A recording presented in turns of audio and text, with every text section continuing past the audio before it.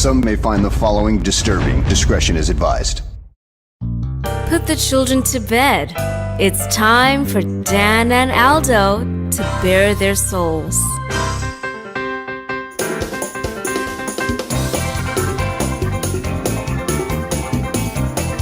I love the Chicago Bears more than I do masturbating, and that is a lot.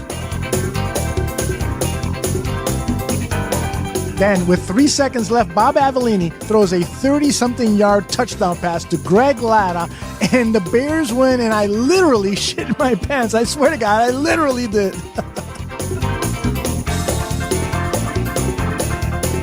Eric Kramer, for me, I love the guy. He's a tragic figure. I mean, he embodies all that is. If they don't run the ball here, I'm going to vomit. I swear to God. Look, I don't mean any disrespect. He just didn't play that well. Not for a guy of his caliber. You know, they won, but I'm going to be miserable all week because they stunk. I don't really have any recollection of that at all, but I guess perhaps I blacked it all out. So, Dan, tape is the ultimate tool for scouts and for coaches to evaluate players, to detect plays and so forth. And they spend hours looking at tape, right? Why do they so often get shit wrong?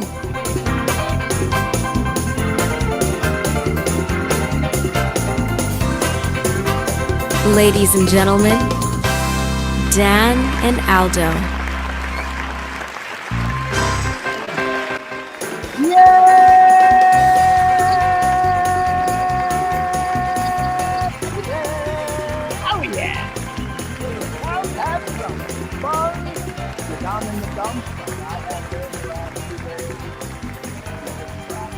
Enjoying Rage Against the Machine like Dan has. It's time to let it all out. Spill the beans. Did you have a great time? Did you get laid? I didn't get laid at the show. I did get laid when I got home. Oh, nice. Not with my date that night, which is okay. You know, I will tell you this, though. Mm-hmm. I hadn't drunk any alcohol since I was at your house. Right. So it's been a while ago. So I figured, what the hell? It's a mile away. I can walk it. I can take their subway, whatever. And so I go up and I don't even think about price. I'm like, let me get 2 Coors Lights. Now, mind you, these are 24 ounces. Right. So essentially they're 4 beers, right? Because they're two 24 ounces. And she goes, well, I'll have the same. So I buy 4 beers. In theory, it's 8 because they're 24 ounces. What would you think would be the price for such a venture into drinking alcohol? All right. So these are 4 24-ounce Coors beers at Pittsburgh's. What stadium is that? PBG Paints Arena. It's where the Penguins play. Gotcha. So I'm going to say $10 each. That's $40. That would have been good. I would have been happy with that. I just put my card in, didn't even think about it, and I'm about to leave, and the lady says, that was $64.50. Holy fuck. I was like, fuck, I need a second mortgage to come to this concert. Jesus Christ, man. Then, like, late, so it's so weird. You figure, I mean, Pittsburgh's not Chicago, it's not LA, it's not New York, but it's a city, right? Yeah. And you figure after it's a Friday night, there's got to be something going on. Evidently, because of COVID, they don't do shit. I mean, everything was, because we were all hungry after the show, nowhere to get anything. So I asked the lady at the hotel, go up to her. And I'm like, is there anything any place we could get some food, you know? And I swear to you, she looks up at me, kind of rolls her eyes and goes, you can use Google. I'm like, fuck, man. Okay. It's not like I'm not paying $250 to stay here tonight. They had the valet parking deal too, where you had to pay for that. So all in all, it was a good trip though. I came back, I'd worked 2 overtime shifts. As soon as I got home, I got laid, and then today I mowed my lawn. So I got everything done. I think the show was great. The show was fucking amazing. Yeah, Rage Against the Machine. And what was the other act performing? You know the guy that's on Mar a lot named Killer Mike? Yeah, sure. Excellent. It was his band. They're called Run the Jewels. Okay. So they opened, and then they came out with Rage and did a song later when Rage was playing too.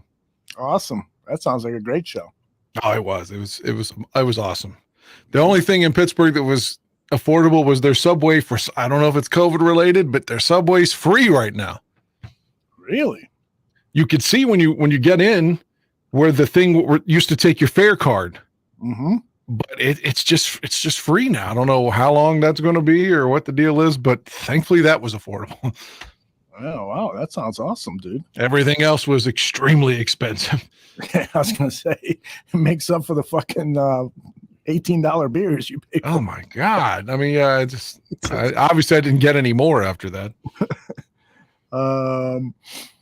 Cliff Victoria Adeptus Bear Country podcast, which is our good friend Mr. Shorty, Jay Sanders, lots of other people joining us in the chat, and it's great to have all of you. If I did not, hey, Bearman is in the chat. Gabe Silva, outstanding human being. I spent some time with him at camp today. But I'm dying to ask you because you went to camp. If you listen and you read Twitter, if you listen to other podcasts, and maybe everybody's right and I'm wrong, is it all gloom and doom? Because that's what everybody, this team can't win. What difference does it make if Roquan holds out? That might be better for the Bears. They'll lose a few more games. Man, fuck all this. But anyway, what do you think? You were there. Yeah. Well, I didn't get the impression that it was all gloom and doom, but there isn't a great energy in that facility right now, at least from my experience one day at camp, Tuesday, August 2nd. And I'll be out there again tomorrow. But it's so everything is sort of like, okay, wait and see. You know, some people are down, some people are still optimistic. The play that we're seeing is really all still installed. Despite the fact that this was the first day of practice, it is clear that they're installing new plays and they're getting a taste for where this guy can play here. Can he play a little left tackle? Can he play a little right tackle? Can this guy move to this position? So there's a lot of movement on player positions. And so it's very hard, of course, when you're doing that for there to be any rhythm. So this is still in its very early infancy of building a team. Is Mustafa playing center now?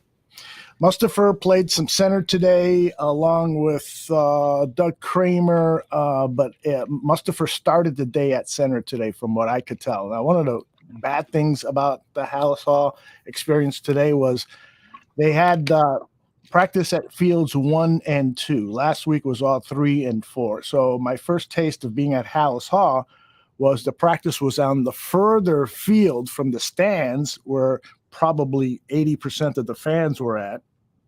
And they had the players lined up on the sideline closest to the stands. So we had an impeded view from a field that was about 180 yards away. And it sucked. It fucking sucked. And if I would have paid anything for a ticket, I would have complained about it, but it was free.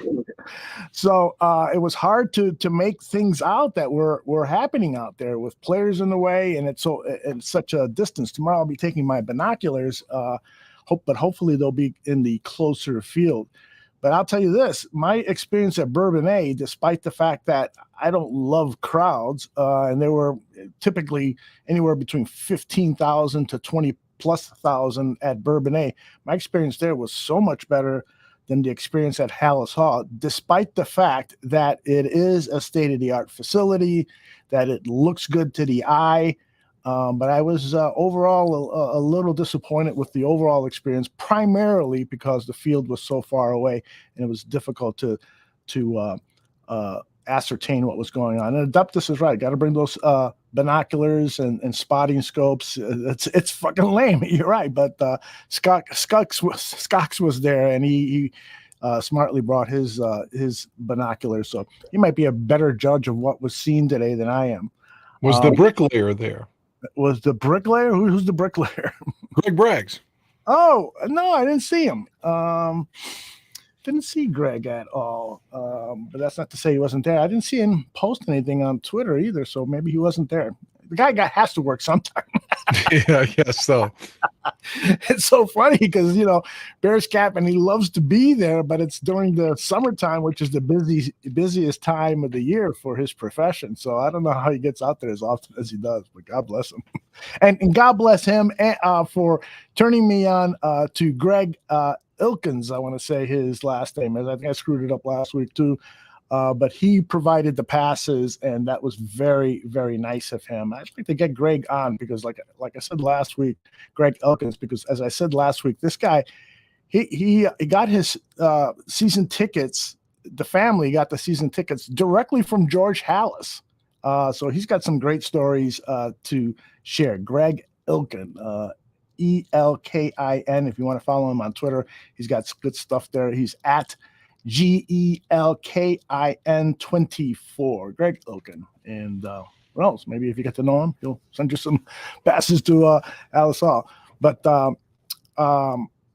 yeah, that's I do have one thing negative for you. Okay. Maybe every team goes through this. It's a possibility. If you talk to a Jaguar fan or a Titans fan, maybe someone has a story that's comparable. But feeling sorry for myself, nothing feels, quote unquote, so Bears as this saga going on with Tevin Jenkins right now. You're a second round pick, you trade up for, and now David Kaplan saying that the Bears are saying he has an attitude problem, he's not practicing, and they're trying to trade him. He's played 6 games. He's going to be a stud wherever else he goes. That always happens. The Bears will give up on him, but by God, he'll go to Green Bay and play 12 seasons. Now, we do have to be careful because the Bears haven't exactly said that he is a problem child. Yes, Tooch, we are talking Tevin now. Absolutely. So anytime you want to pop in, Tooch, you're more than welcome to. I know he's got there he is. What a handsome young man he is, even with Dan Aguirre covering his face. Let me put this other background up here that will represent our man. There he is. There he is. Yeah, here's the thing. Tevin Jenkins posted this on Twitter, and this is thanks to the great people over at Windy City Gridiron, Lester Wolfolk Fork found this. Wiltfong. Wiltfong. That's like a Mad Magazine Don Martin sound effect. Remember Mad Magazine Don Martin? Wiltfong. That's right. I once told him he's got the perfect name to be a writer, and I fucked it up. Sorry, Lester. Paul Zabowski Jr. Wrote to Tevin Jenkins on Twitter, "What's going on, man? Some reports coming out that you are not very kind, that are not very kind to you. Everything good?" And Tevin responded, I'm good. Don't believe everything you read." So who knows exactly what's going on? Maybe he is a temperamental bitch, and the coaching staff is saying, yeah, this guy doesn't really fit in our culture. So let's see what we can get for him. Or maybe, this is kind of a leaked out thing for the Bears to try to fire him up. Or maybe it's misinformation by Ian Rappaport and others that have reported that the Bears have been getting trade offers and stuff. Don't know yet. But clearly something is wrong. It's something else to add on to this fucked up offseason. I don't even know what the best adjective is. It's been a hectic offseason. Yes, I have to agree with that. I'm trying to give the Bears organization every fucking benefit of the doubt because I love them so much and I want them to win. And it's so important to my life, Dan's life, Tooch's life, everybody here. It's so important. Trying to give them the benefit of the doubt. But man, we have been programmed to believe in the worst, and this doesn't sound like it's any good at all. The guy's not practicing. They're not telling us what the injury might be, might not be. Is it a psychological issue? And some of that stuff, of course, is private. But man, it is fucked up. You're right, Dan. Can't hide it. Yeah, between that, you've got. I'm sorry, I stepped on you. What'd you say?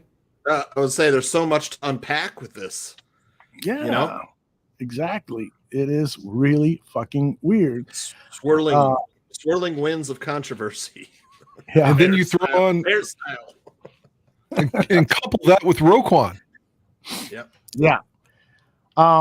Now, the Roquan thing is at least encouraging because he is at camp. I saw him today. I got some nice video of him walking away from all the autograph seekers. But he is at camp and he is participating in all the meetings. He's just not going to go out there and risk injury at a time where they should be negotiating a long-term contract. From that standpoint, for a guy who is about to make close to $100 million, yeah, I'd be fucking careful too. You know, there are other players in similar situations that are in their contract year, but they're not up for $100 million. That's a fucking lot of money. That will create generational wealth for Roquan Smith and his children and his grandchildren and stuff. So from a business standpoint, I understand that. This is the only time he has an upper hand in the negotiations. After training camp, it all goes back to the Chicago Bears. So from that standpoint, I get that. Do you, Dan? I see both sides. We mentioned that last week because he wasn't drafted by this current regime. Mm-hmm. There's a switch in scheme, unintentional rhymes, and not freestyling here. But it's frustrating though. Mm-hmm. You've seen a couple other people with Seattle, for example, with Metcalf. They got the deal done. Deebo Samuel got the deal done in San Francisco. Mm-hmm. So come on, man. It's a bad look. Get the deal done. Let's get our quote-unquote best player on defense ready to go. We need him. Yeah, I hear you. That's really good. He said that they're not close on a deal. Yeah, I saw that too. That broke today. Boy, with that Tevin Jenkins, can we get back to that just real quick? Please. The Tevin Jenkins stuff. I mean, so Greg Gabriel broke it down pretty good with Aldo just recently, and then Greg also had an article on, I think it was the Windy City Group today. Yeah, that's right. One of those sites, Greg Gabriel wrote an article about that's Lester's site. Yeah, go ahead.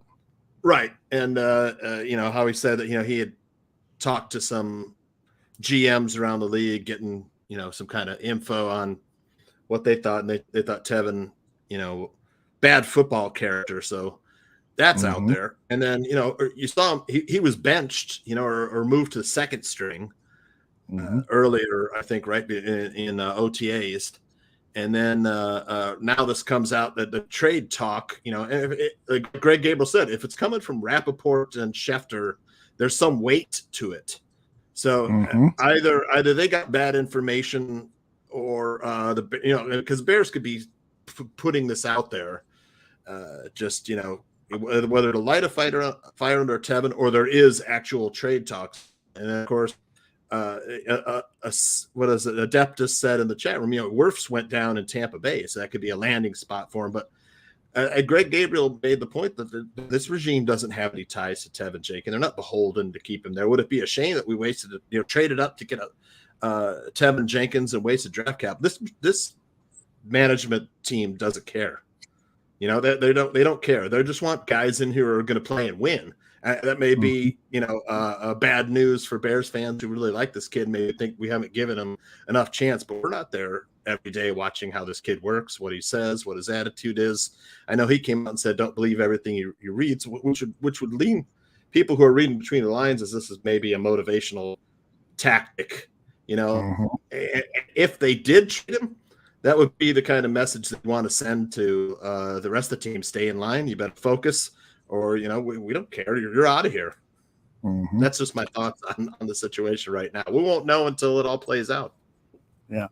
By the way, the deal on Tristan Wirfs is that it was heat exhaustion related, which is why he was carted off. So I don't think it's anything that will serve as a long-term injury. But, yeah, there are definitely going to be teams in contention that will look at a Tevin Jenkins and say, wow, we fucking loved the tape. We didn't get a chance to draft him. We weren't crazy about his physicals, or, it looks like his physicals are better, whatever, that they will be interested in him. And so it is now incumbent upon Ryan Poles, if indeed there are people inquiring about him, to try to get as much as possible for this kid, because it would be awful to trade a second rounder for a seventh rounder. That would just fucking be awful.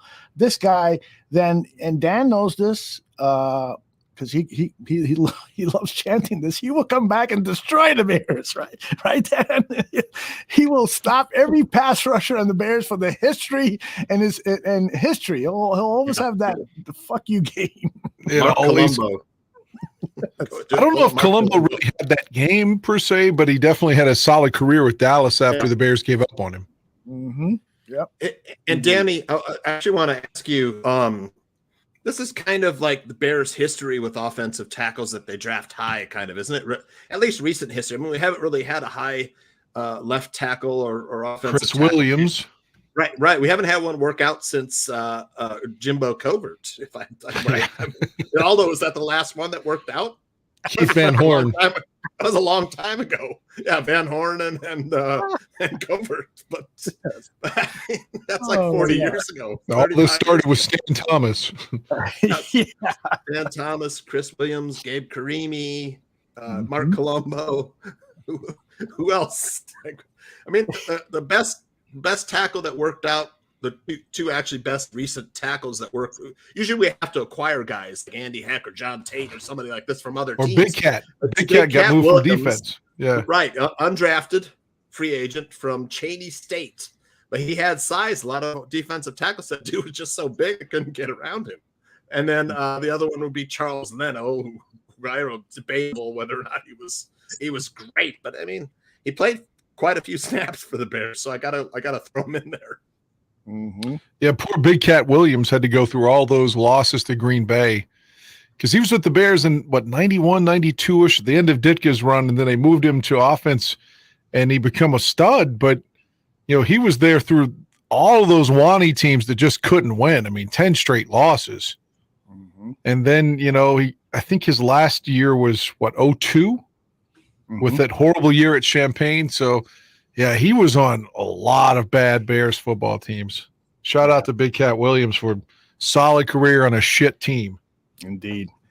We're talking about Roquan Smith, and I did talk to a fan out there. The Roquan was walking away from the fans, didn't want to sign any autographs. At least that's what it appeared to me in those few seconds that I saw him. And then I heard some fans saying, sign the man. So I went over to the fan. His name is Nicholas. And this is what he said.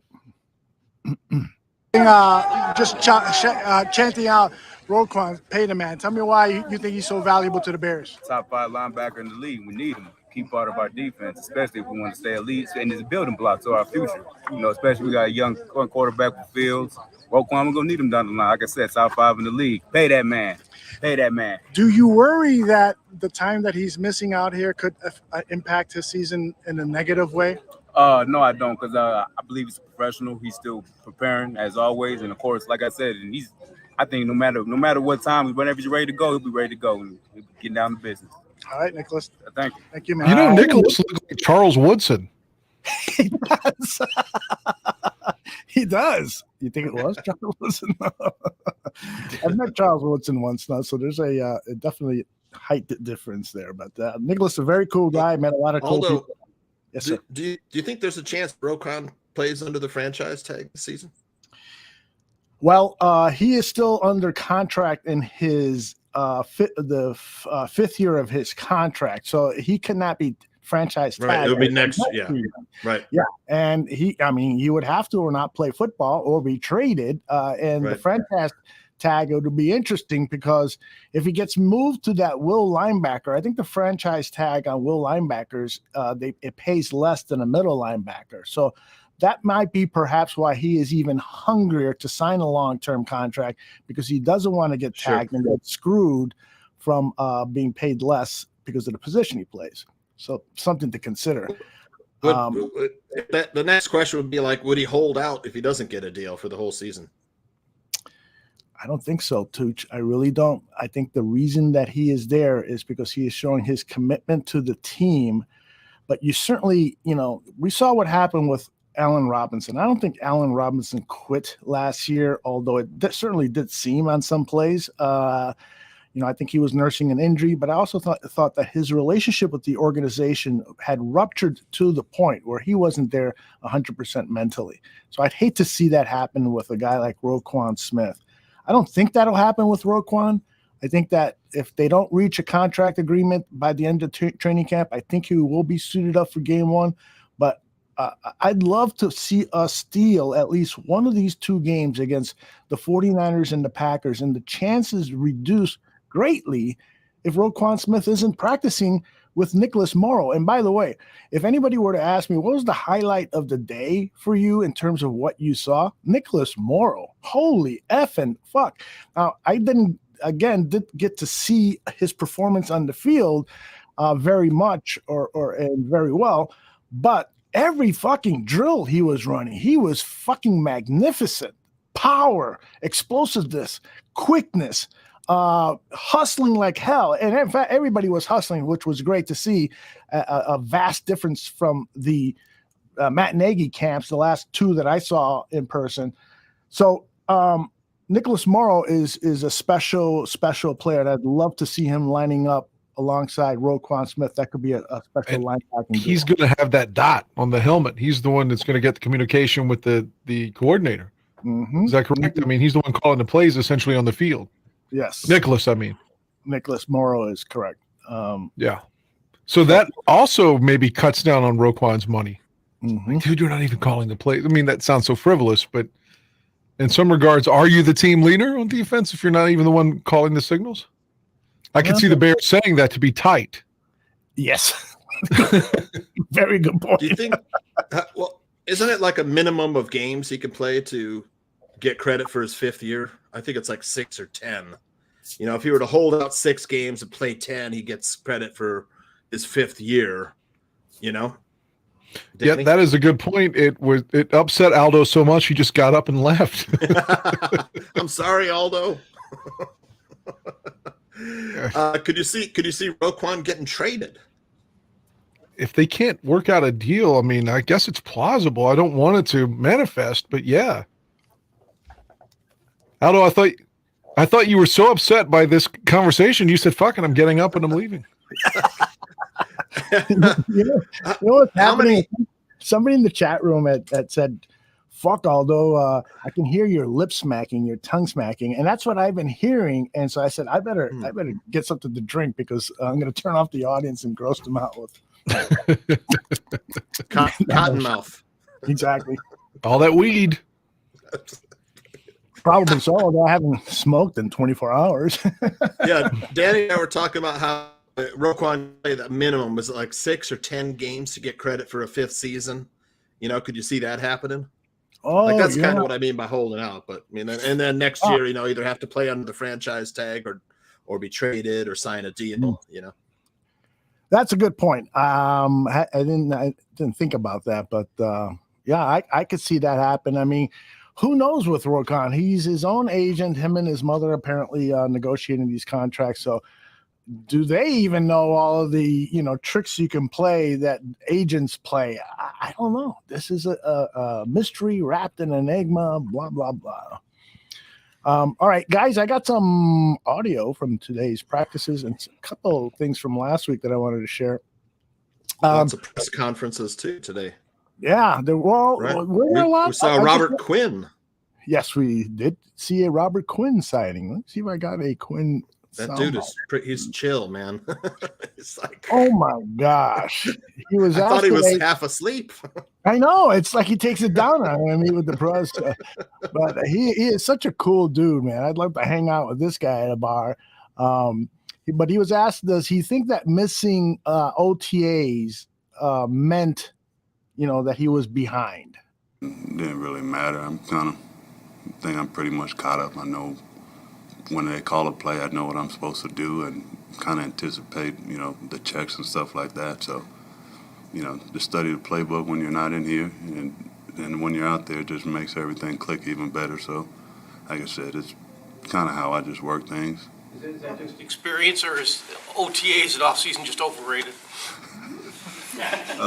That's a to each his own type of question. Like I said, I know how to come in, study my playbook, and not try to overwhelm myself with, trying to catch up. Like I said, it's football. They give a call, and I try to make it as simple as possible, not overcomplicating the game. I'll add this one too of Quinn talking about the rigors of the game and being a leader. Doing this for a while at a very high level. Obviously, you know your body. How do you balance being a leader on this team, but also knowing, like, how much of this do you really even need?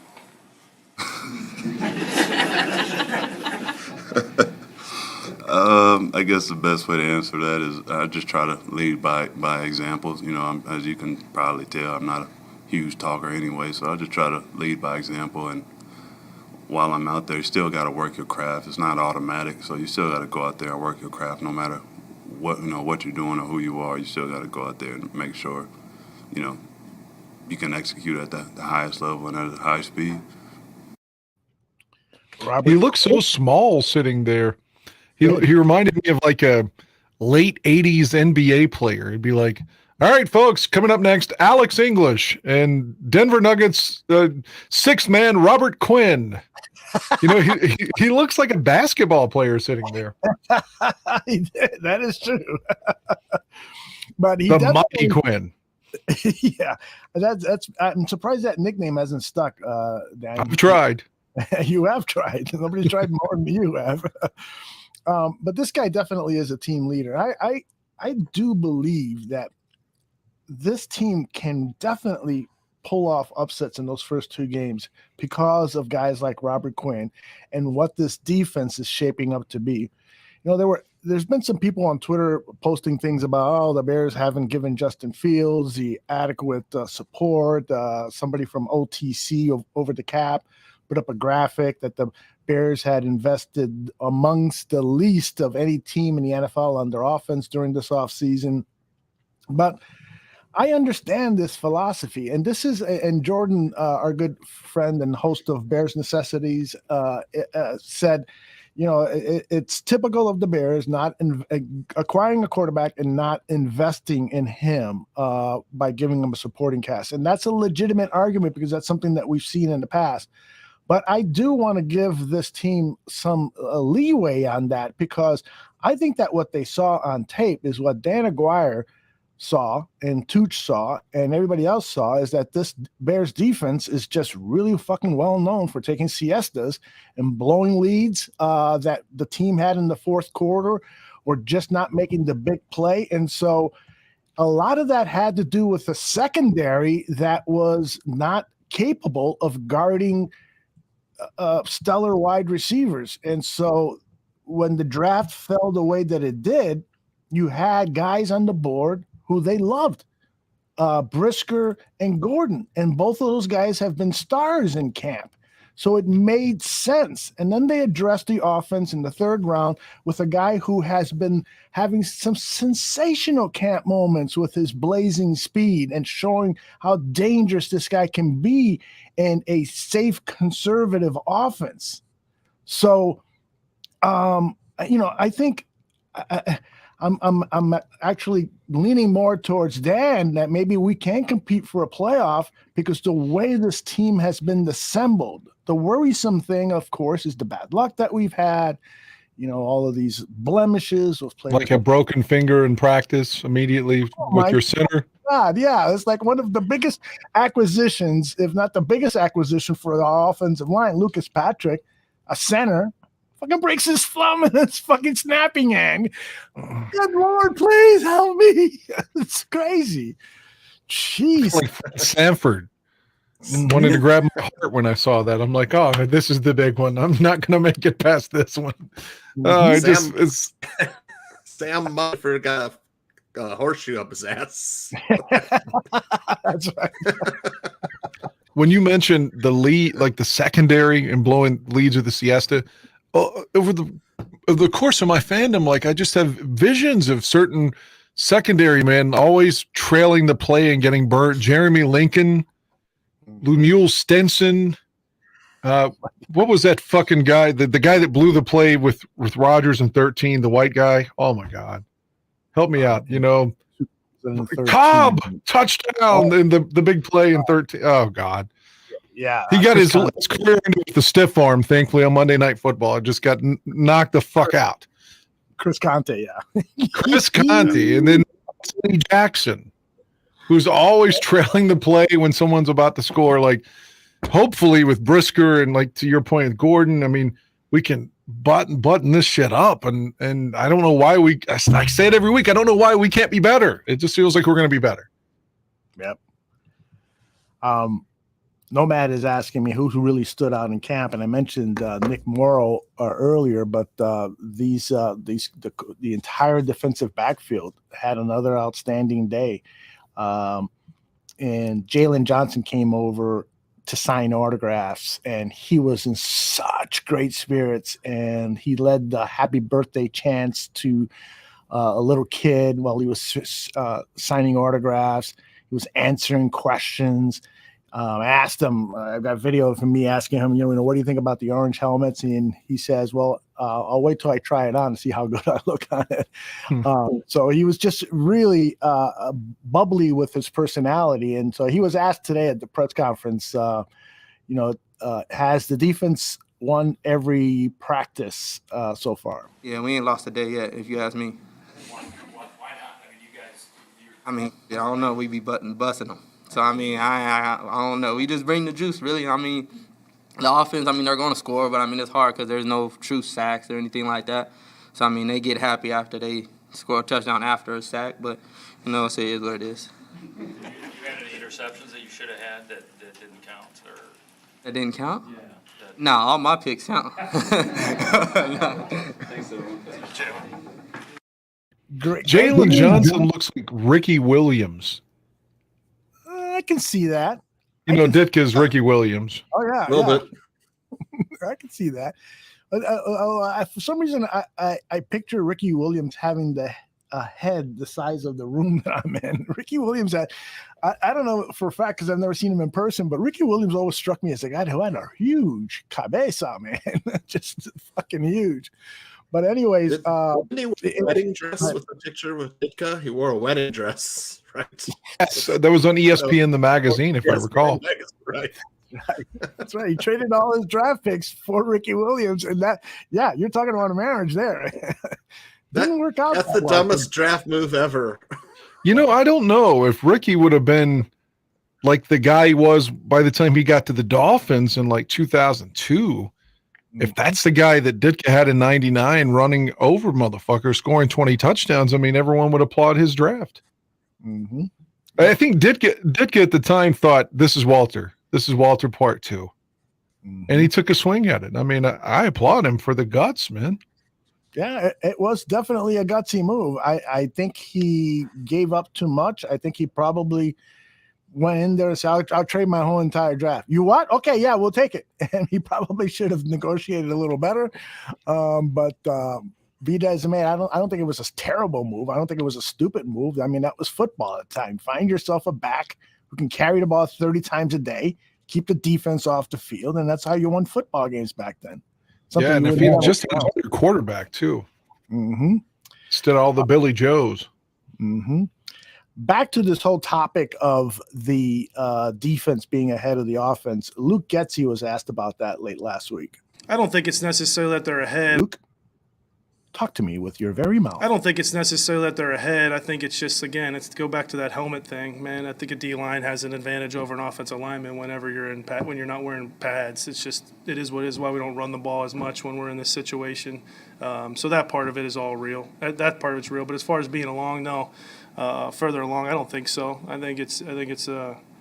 I think we're both in great shape, and we're both in the middle of installing things. So sometimes each side of the ball gets kind of caught off guard because you're not necessarily preparing for everything that we're doing. You're trying to stay just true to your rules and your assignments and get guys good at knowing what their responsibility is. So then you can start attacking somebody as you get going into the scheme part of it and attacking another opponent. That makes a lot of sense, although today was the first day of pads, and by what I saw, the defensive line was winning the battle against the offensive linemen. Now, there were a lot of, movements of players. There was Riley was at right tackle at one moment, left tackle. Barroom was at right tackle and at left tackle. Braxton Jones I saw at left tackle. I don't think I saw him at right tackle, but there's a lot of movement, and so they're trying to figure stuff out, who's the best guy. So they're still at that stage. But Jalen Johnson is right. Every time the Bears scored a touchdown, man, it was fucking Mardi Gras, man. The players were just jumping up and down and stuff.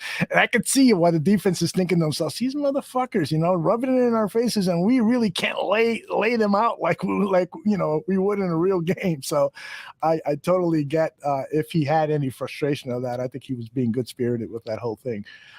Back to Jalen Johnson. This is him talking about the defensive backfield room and asking if it has to prove itself this year. We all have something to prove. I feel like it's bigger this year more than ever, especially coming off of last year and all the things that were said. And then we have some new guys, too, some new additions that also have to come and prove themselves. We all really trying to work together, and we all want to win. We all want to do our best, but we all really got to come in and work together as one unit, and we all got to be hungry and push each other. I think you talked about Kyle Fuller and his influence when you does this group feel like it's your room now? Do you feel like you're the guy leading the group? I would definitely say my leadership role has increased 100%. I feel like it's really a combination of me and Eddie, and being able to really control the safeties, control the corners and nickels and things like that. But I feel like it all starts with us leading by our actions, us doing things the right way on and off the field, and then getting that trust from the younger guys, getting that trust from the guys that are newer to the building, and just showing really how to work. For me, it's really just more so leading by example and then gaining their trust, and then after that, I feel like we can all follow in one direction. Jalen Johnson does really great press conferences, particularly after a great practice. He had a great practice today. Last year, he had a number of great practices and had great press conferences afterwards. When things are going sour, he doesn't have a great practice. Maybe that's just the way. I wish someone would ask him about Coach Nagy and just have him fire off. I think Mitch said something recently on Twitter. I saw that Trubisky was asked about his Chicago jab, but it wasn't like, ooh, I can't wait to talk about it. But it was something, he took a small shot. Well, I'll tell you one thing. He's become the darling in Pittsburgh because of his attitude, and he's taken all the first team snaps. He's looked bad at times, but he's also looked good. So he's giving them some promise. Tucci, we're going to say something? Yeah, he said he played the coach's game. That was a quote. He played the coach's game. What Nay wanted him to play is what he played. What Dowell Loggins wanted him to play is what he did. He's a good soldier, following orders. He had to do what Nagy said. Nagy didn't change for him. It's changed for Nagy. Well, to be fair, we didn't have Dowell here when he was here. First season? Mitch had Dowell, I think, right? Was that? Yeah. No, okay, yeah, Fox's last year. You're right. Fox's last season, yeah. That's on me. I fucked that up. You rarely do, Dan. Right. So, but I know. We all take satisfaction that Tooch outsmarted you. It doesn't happen often, folks. Cutler loved Dowell. That's right. Cutler had Dowell. That is correct. Cutler loved Dowell, and Cutler didn't like a lot of people, but he liked Dowell Loggins. Yeah. I forgot the name of that Denver sportscaster guy who was always on. He's got a big Twitter following, but Philip Toshin, Shane, and I interviewed him, and he had a lot of terrible things to say about Dowell Loggins. Basically, that he didn't use these words, but that he was a cocksucker. That he would endear himself to his superiors by running out and getting coffee for them, doing whatever that they wanted, but that he himself. Dowell Loggins didn't have a talented bone for coaching in his body, but and he had apparently this guy had played for him. I got to find his name, but I think he was talking about Nagy, not Dowell Loggins. I get it. Yeah, he was taking a shot at Nagy. I had to play the coach's game. Yeah, there's no doubt about it. What does Cox say, Aldo? Did you talk about how they kept hiding the 11 versus 11? Yeah, we did talk about that, Cox. They fucking, that was the theory. Neil Stopchinski was out there. He shared with me that he thinks that they moved it to the far practice field so that people like me who was trying to sneak a video highlight or two, it would be impossible to, and that they put players on the sideline impeding our point of view particularly so that they could just make it a little harder for us to see what they were doing. Now, when I go out there again, if they don't move it to the field closer to the stands, it is what it is. It's their practice. They can do it, but it will be disappointing that I can't see up close what's going on. So this is a really interesting point. Nick says, I really wonder how Mitch would. How would Mitch do with Getsy? I think Getsy is smart enough to utilize his talents. Yeah. I just had a vision of you going to practice tomorrow, having a shit view, and having a meltdown like Pacino and Justice for All. He's like, I'm out of order. You're out of order. This fucking team's out of order. Trust me, I thought about it today. I really, really did. Especially when I was shooting video of just the guys in practice hitting pads. The security guy says, "Are you taking pictures or moving video?" And I go, "Oh, of course, I'm just taking pictures." I lied. But it's like they aren't doing anything other than the field than other hitting practice dummies. Why are you even asking that? It must have thought I was Greg Braggs. Right. No, that isn't my drone. That's not my drone. That's right. So, by the way, getting back to the Tevin Jenkins talk, and Scott's actually made me aware of this because I wasn't aware that there are stories coming out that Jenkins might be drinking too much beer. So, have you guys heard that? No. That he's a beer lover and so that might be kind of impeding his progress on stuff. I don't know. I don't know too much about it. Friends with Mark Burley?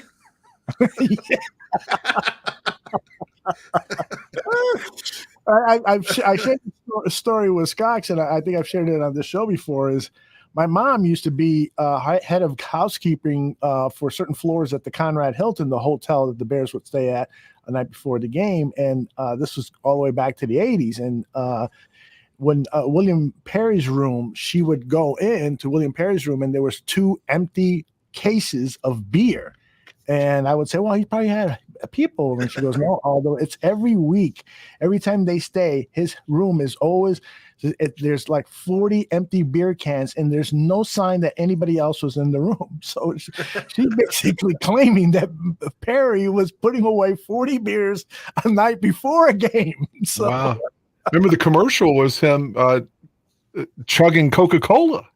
That's right. He had like a case of soda he was supposed to be drinking. I guess that would have been better than all the beer. True. And I bet that he was probably saying, can I do another take? Give me another Coke. I'll do another take for you. Anyway, a number of people had good practices and have been having good practices on the offense that we need to talk about. Let's first talk about a player that Dan Aguirre loves so much, Cole Kmet. That's my guy. Cole is definitely going to have his best season as a pro. I feel it in my bones. He was asked how he will become a top-tier tight end. What does he have to do? What has to happen? Yeah, I think just progressing every day. It's just taking a step every day, knowing what I'm doing in this offense and establishing myself with the coaches here and obviously with Justin. That's my main thing, and doing that every day. And I think I can get to where I want to go if I stay to that and keep progressing. Are they statistical or tangible, or are they less tangible things? Yeah, I don't. The statistic thing is like, you can obviously you point at that for some things, but I think for me, I'll know with my communication with coaches and Justin, like that's the main thing there. Well, to that end, it seems like in their first years there's been an emphasis by you and your coaches to be a blocker, to really work on the blocking part of your game. Yeah. How much are you anticipating kind of a payoff now in this offense, for that aspect of your game? Yeah, I mean, I think I've been clear about this. I've always loved playing the true Y style as a tight end, and to be able to, with Ryan here, it's been really, really helpful for me in the run game so far. I kind of learned some new techniques from him. And then using that, really truly using that for the pass game, I think can be really beneficial, especially in this scheme. What do you think? I would like to go ahead. No, I was going to ask you what you think.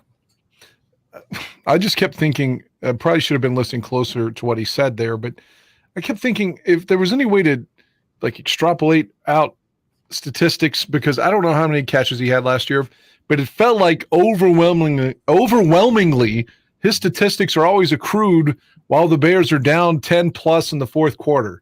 He is the quote unquote garbage time guy to me. Like all of his stats, or when the game is like Tampa's up 58-3 or whatever it was last season, there's Cole Kmet with 6 catches in the fourth quarter. You know, just he always has his stats when nothing really matters, and he falls down and he fumbles. I hope that this guy turns it around, because they said he was a Bears fan growing up, so I want him to succeed, but I'm telling you, he's on the cusp of being a bust. Yeah, I don't buy that at all. He is not on the cusp of being a bust. He will have a long NFL career. The question probably not here though. Hard to argue with that. You guys both make great points. I mean, is it? You know, I mean, he could either have a breakout season, because he had 60 catches last year, but 0 touchdowns. Like Danny said, it's just, you know, it's a lot of hot air. Or could he bust out? No, I don't think is he going to be like right down the middle? He could be really good or really bad. I don't know. Mm-hmm. I mean, his hands would lend me to think he's probably just going to be either average or below average, like Danny said. But I mean, I get what you're saying. That doing mock drafts for fantasy football, I find myself drafting him a lot because of potential. He's like way down at the end of the tight end list. Like, get him, maybe get 10 points a game in fantasy, you know, but. Exactly. And, you know, the biggest thing, as you said, Tooch, was the lack of touchdowns. And so he was asked about that because, you know, first of all, he wasn't getting a lot of red zone targets, and he got one. I think he dropped one pass, and maybe there were a couple of overthrows on another couple. But he was asked today about what will help him be more effective in the red zone. What's your sense on what will allow that breakthrough for you individually, whether it's things you've worked on or things that the offense will allow you to do? Yeah, I think it's a little bit of both there in that setting. You know, being put in situations, you know, friendly situations, obviously in the red zone, being used in the low red, things like that. And, yeah, so I think just part of the schematics of it and you know, things that I've worked on with releases and things like that, that'll all help with me in the red zone. I really do think that Luke Getsy is going to utilize this guy much better than Matt Nagy did. I'm sure. Yeah. Matt Nagy wasn't better in any aspect of football in comparison with anybody else coaching. Mm-hmm. Tell me one thing Nagy could do better than anybody else.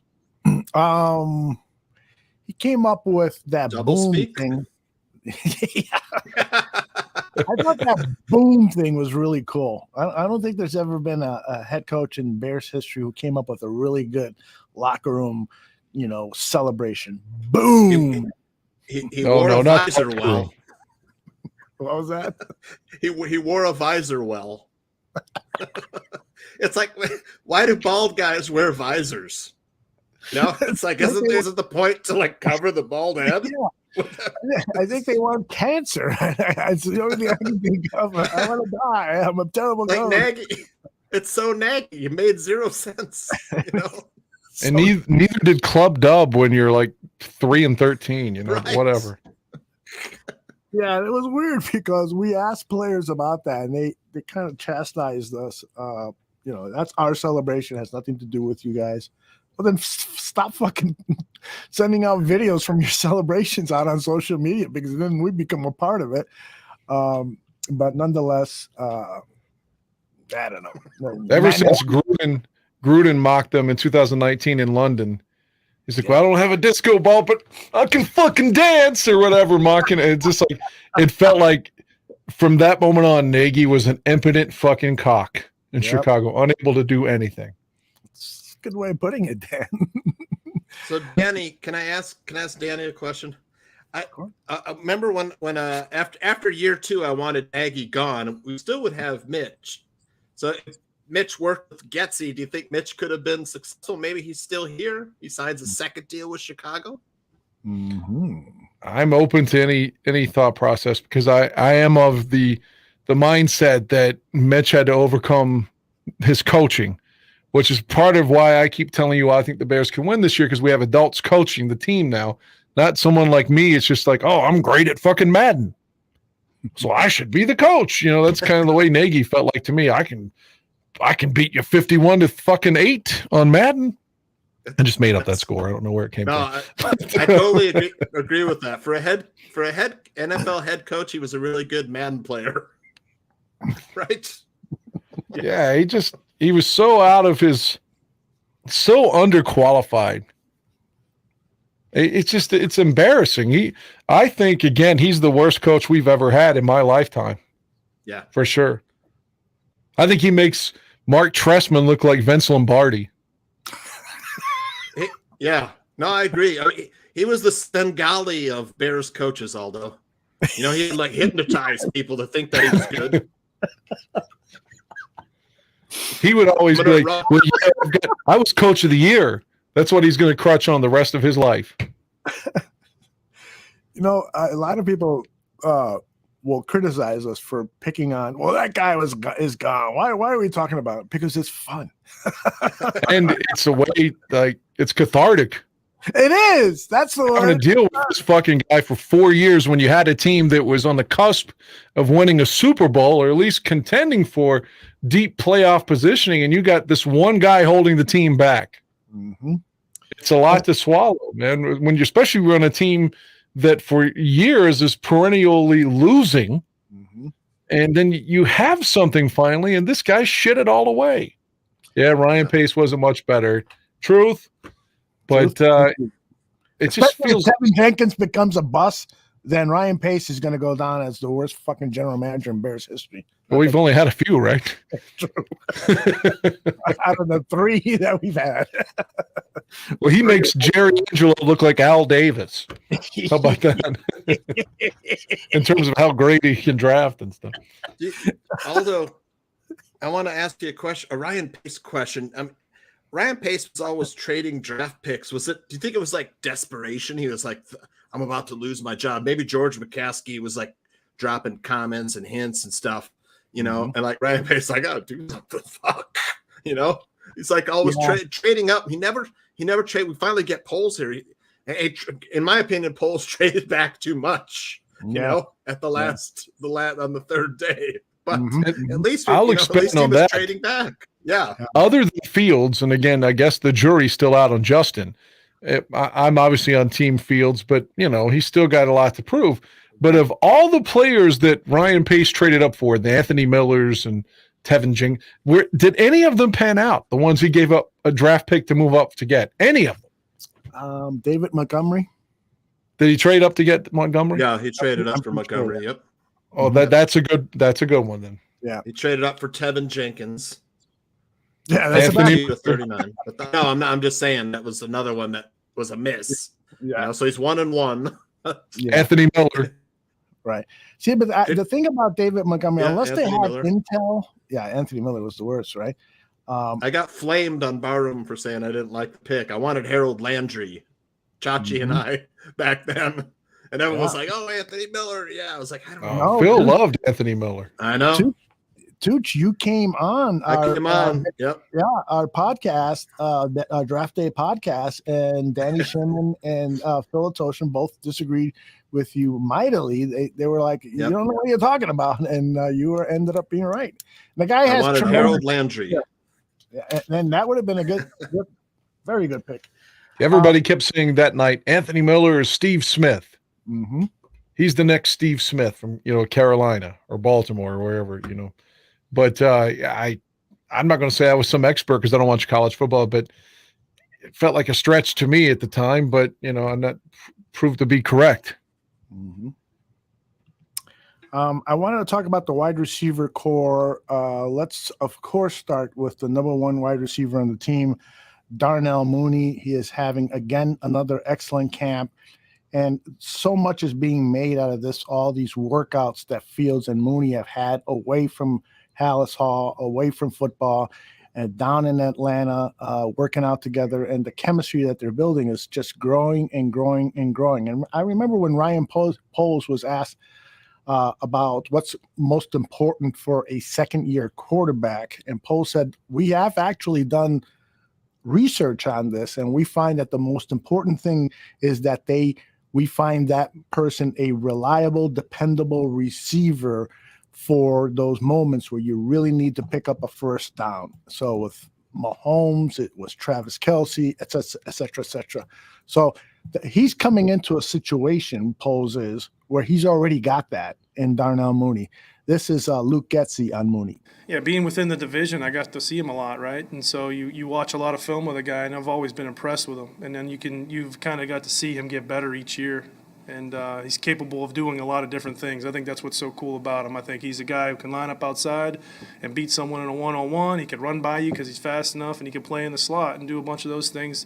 And then he has a high football IQ too. So I think all those things make him, a really special guy and what we want to do. This is going to be a big year. 100 catches for Darnell Mooney, 10 touchdowns. That's my prediction. If you are going to, fantasy football players who love to stack up with Chicago Bears players, get yourself David Montgomery, get yourself Darnell Mooney, and get yourself Cole Kmet, and you're going to have a good lineup. And I got another surprise name. Maybe it's not a surprise. Velus Jones is going to have 1,000 total yards in punt return, kick returns, and what he does catching the ball and picking up yards after catch. I don't know how many touchdowns he has. I don't expect he'll have more than 2 or 3, but he is going to be a yards machine, and he showed that again today at camp, and I'm super excited by him. And Equanimeous St. Brown is proving to be a really, really a guy to keep an eye on. A lot of people have been saying Brian Pringle is going to be the starting wide receiver opposite Darnell Mooney. I don't know. This St. Brown kid is starting to get some attention. Scott saw him last week at camp and said, wow, he's really been playing. I think somebody in the chat room, either Nomad or Art by Nike, applauded what St. Brown has been doing. And today he caught a touchdown pass. He's just such a huge effing red zone target. So I'm offended by you saying harsh letters like effing. I would appreciate the word being completely enunciated. Fucking. I started that last week when I censored myself, and all those now it's caught the censor virus from me. I forget. We're on HBO, so to speak. That's right. Those guys are all good blockers, those wide receivers like St. Brown, Mooney, Pringle, the Nikhil Harry. These guys are all guys who really – that's one of the reasons why they went and got – not only is Nikhil Harry a big target, but he's also one of the better blocking wide receivers, which is a big part of that Green Bay offense. All those guys could block over there. And Equanimeous St. Brown is like 6'4", I think, isn't he? So Yes, he's he is. tall and he's fast, and he has the advantage of knowing the offense better than any of the other wide receivers because he played in it for 3 years? Right. Everything you all are saying, again, that's what I've been saying. This wide receiver group, which is so maligned, when you listen to people talk, maybe it will prove to be just shitty, but it feels to me that this wide receiver group is exponentially better than the 2021 Bears receivers. Absolutely, without a doubt.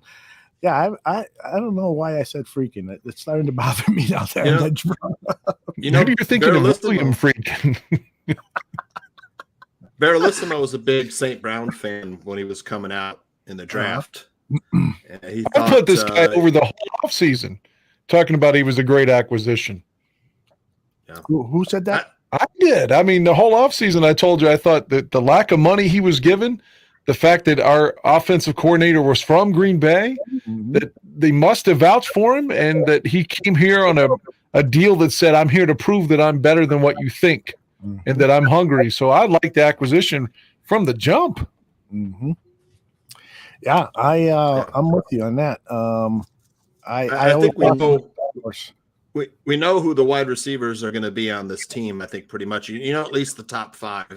Whether they keep 5 or 6, that's really the question. You're going to have Mooney, Velus Jones, Byron Pringle, Equanimeous St. Brown, and probably Nikhil Harry since they traded a 7 for him. Although his spot isn't guaranteed. After that, it's like whether they keep 5 or 6. But I think those 5 guys are probably penciled in or inked in. Yeah, I agree. St. Brown might be a sleeper. I think people are waking up about St. Brown. I can't wait for this first preseason game. When is that? In 2 weeks, right? And Aldo, I told you in text a couple weeks ago before your vacation, The Bears are going to win week 2, Sunday Night Football at Green Bay. St. Brown, the game-winning touchdown. You did say it's my wet dream. It probably won't come to pass, but if it does, I called it here. And we have it now on tape, so we can mark it down. 105, 104.30. If it happens, we'll go back to the tape. If it doesn't happen, it doesn't lie. The tape does lie. I want to talk about that a little later. His brother's a pretty good player too on the Lions. Yeah, from the Detroit. Yeah, he's solid. Don Burr's gone. Don Burr's gone, so I think it's safe for me to praise a Lions player now. When's the last time Don was here? He was here gone a while. tonight. Really? Okay. He was here tonight for a little bit. Yeah. He's got so many other podcasts to troll in. Damn. Yeah, he bounced. The Bears will have a press conference, and there's Don Burr talking shit. He's sitting next to Potsy asking questions. Don Burr is like at Oswald's press conference when Ruby's there, correcting the press. When they don't know the group that Oswald was connected to, and it's actually fucking Ruby who corrects the press. That's Don Burr.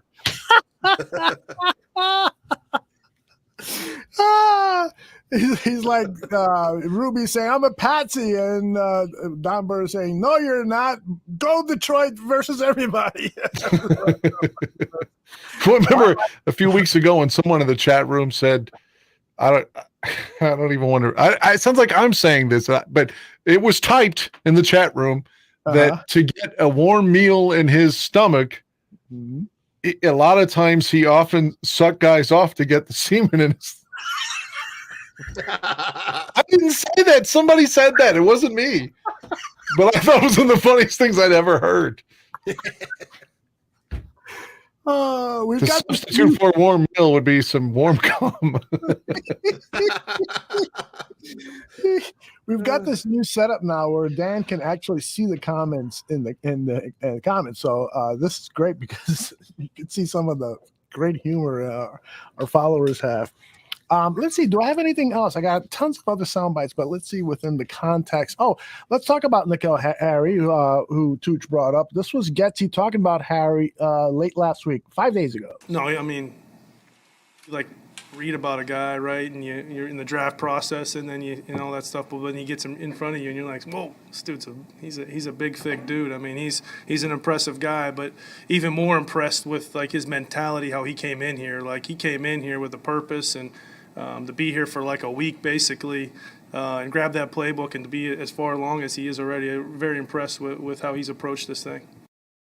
Nikhil Harry is not going to be that dependable wide receiver for Justin Fields. Let's not ever consider that. But he can become, if he excels at special teams play, he can become that fourth, fifth, maybe even sixth receiver if they cover six receivers who can come in and do something special, whether it's with a downfield block, whether it's with catching something short and breaking some tackles, that kind of stuff. I don't expect the former first-rounder Harry to play like a first-rounder, but I do think that he's capable of helping this wide receiver team. And at the very least now, he's just adding to the competition, and that's a great thing. You guys have Don't you think he's sort of like Demir Bird last year, and he's on paper, he's better. Yes, much better.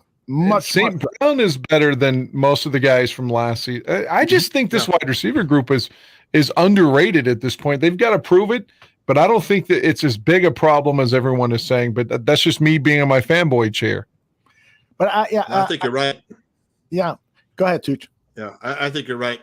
It sure sounds like he's got a better chance than I thought of making the roster. Harry, at least he could become one of those guys that you throw it up for and hope he comes down with it 40 yards down the field. Exactly. Red zone target as well. And he blocks. So I mean, look, Getsy seems like if he had a say in whether or not they keep him, that he would thumbs up. Now, my only concern with this wide receiver room is that, you have so many new faces and it just takes time. So that's what worries me, that we may not see this wide receiver room contribute to their capabilities until the middle of the season once they've got some games under their belt and so forth, which is what worries me about stealing those first 2 games, is that we may not get a lot from a Pringle, from a although the saving grace with Pringle and particularly St. Brown is they know the offense. They fucking know the offense well. So that could help. But I'm old school football, and I've been taught that it just takes a while for guys to get, going together, and you're learning a new offense and a lot of different guys from different places. It's going to be a challenge, no doubt about it. All right. Let me reference, this is an old situation, but just to contradict you on purpose. Yes. You remember Tom Waddle?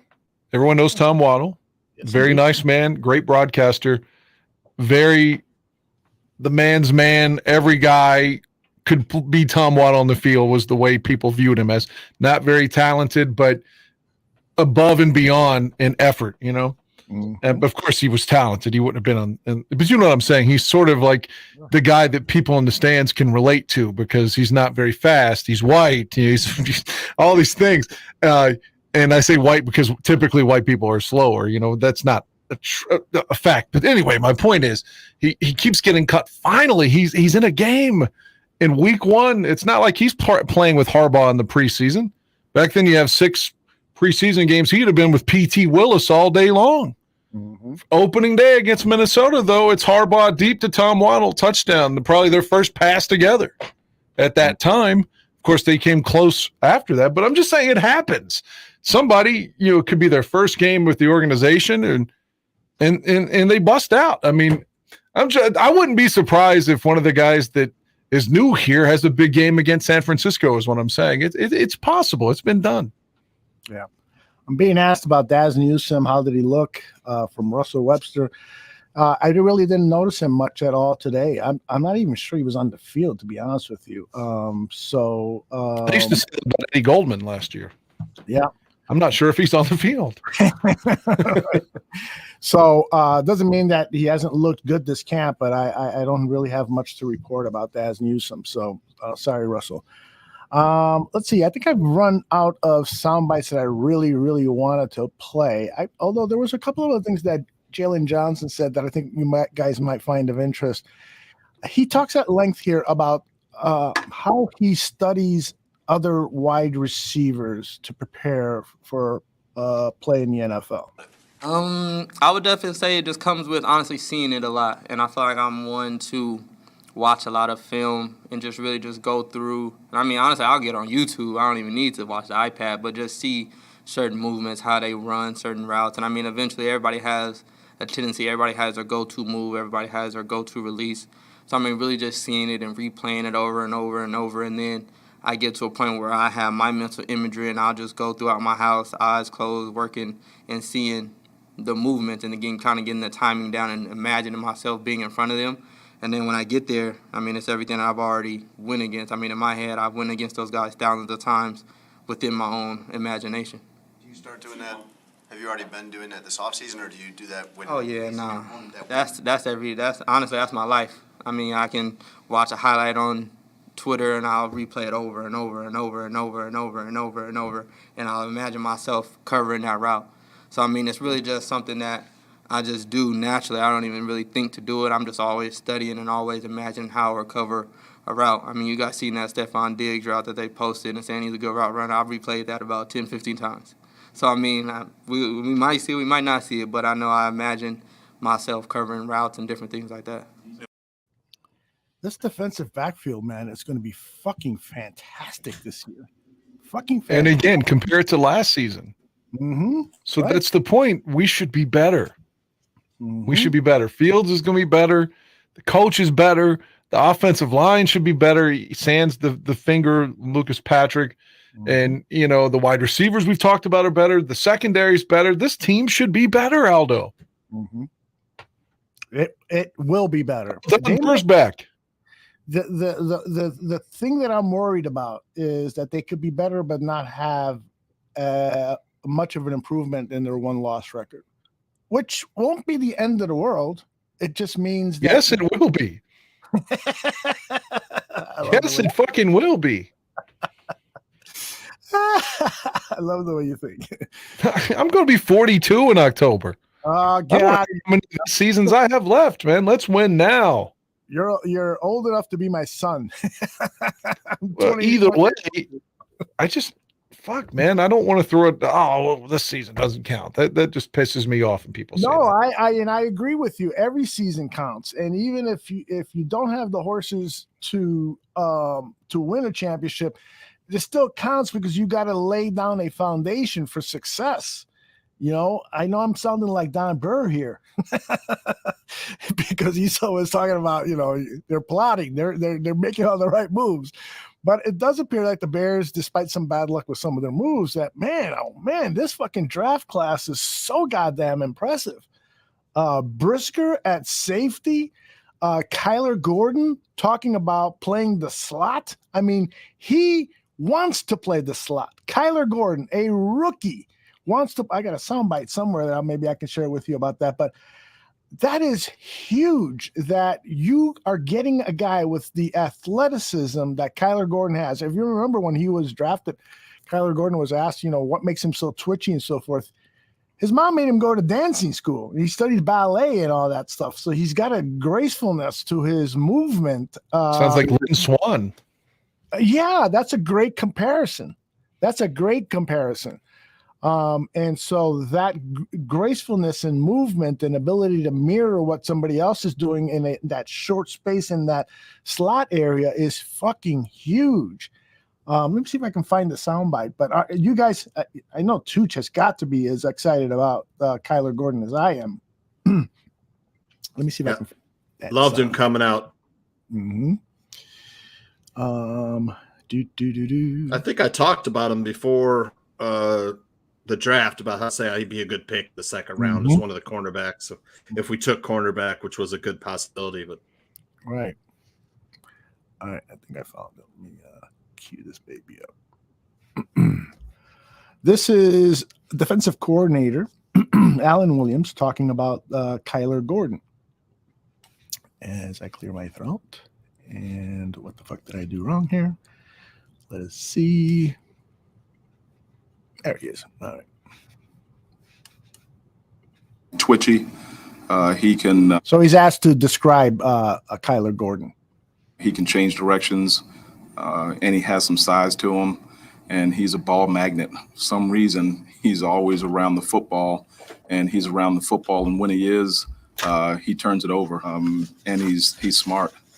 He gobbles up information. He's one of the ones that you like, has good athleticism, but also has the will and the drive to be a good player. So we're excited about him. He was in here the other day expressing his eagerness to play inside. How has that resonated with you, just his want to and kind of his desire to be in the mix in the middle there? Yeah, that's a big deal. When players want to do what you ask them to do, some guys are just compliant. They go, "Hey, coach, I'll do anything you ask me to do." But when you have a guy that wants to do what you're asking him to do, you get a little extra edge in terms of how that guy performs. Gotta love it. Gotta fucking love it. All these coaches really are impressive to me. Love all these guys. So much better than last season. Really? The special teams coach gave a little presser today too, I think, right? I don't know his name, but he was impressive talking about how he how all the special teams dudes he learned from, coaches and players. Talked about his mentors and everything. Did you see that one? What I'm talking about? I did not, and I'm trying to remember his name, but I don't know his name. It's hard to remember the names before the season starts. It truly is. Yeah. And Scott told me that he last week when he attended the two Richard Hightower.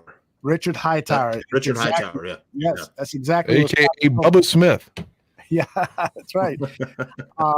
Scott told me that last week. He says the biggest voice you'll hear out here today at practice is Richard Hightower, the special teams coach. He is at the top of his lungs, yelling at players, firing people up. He's great to follow.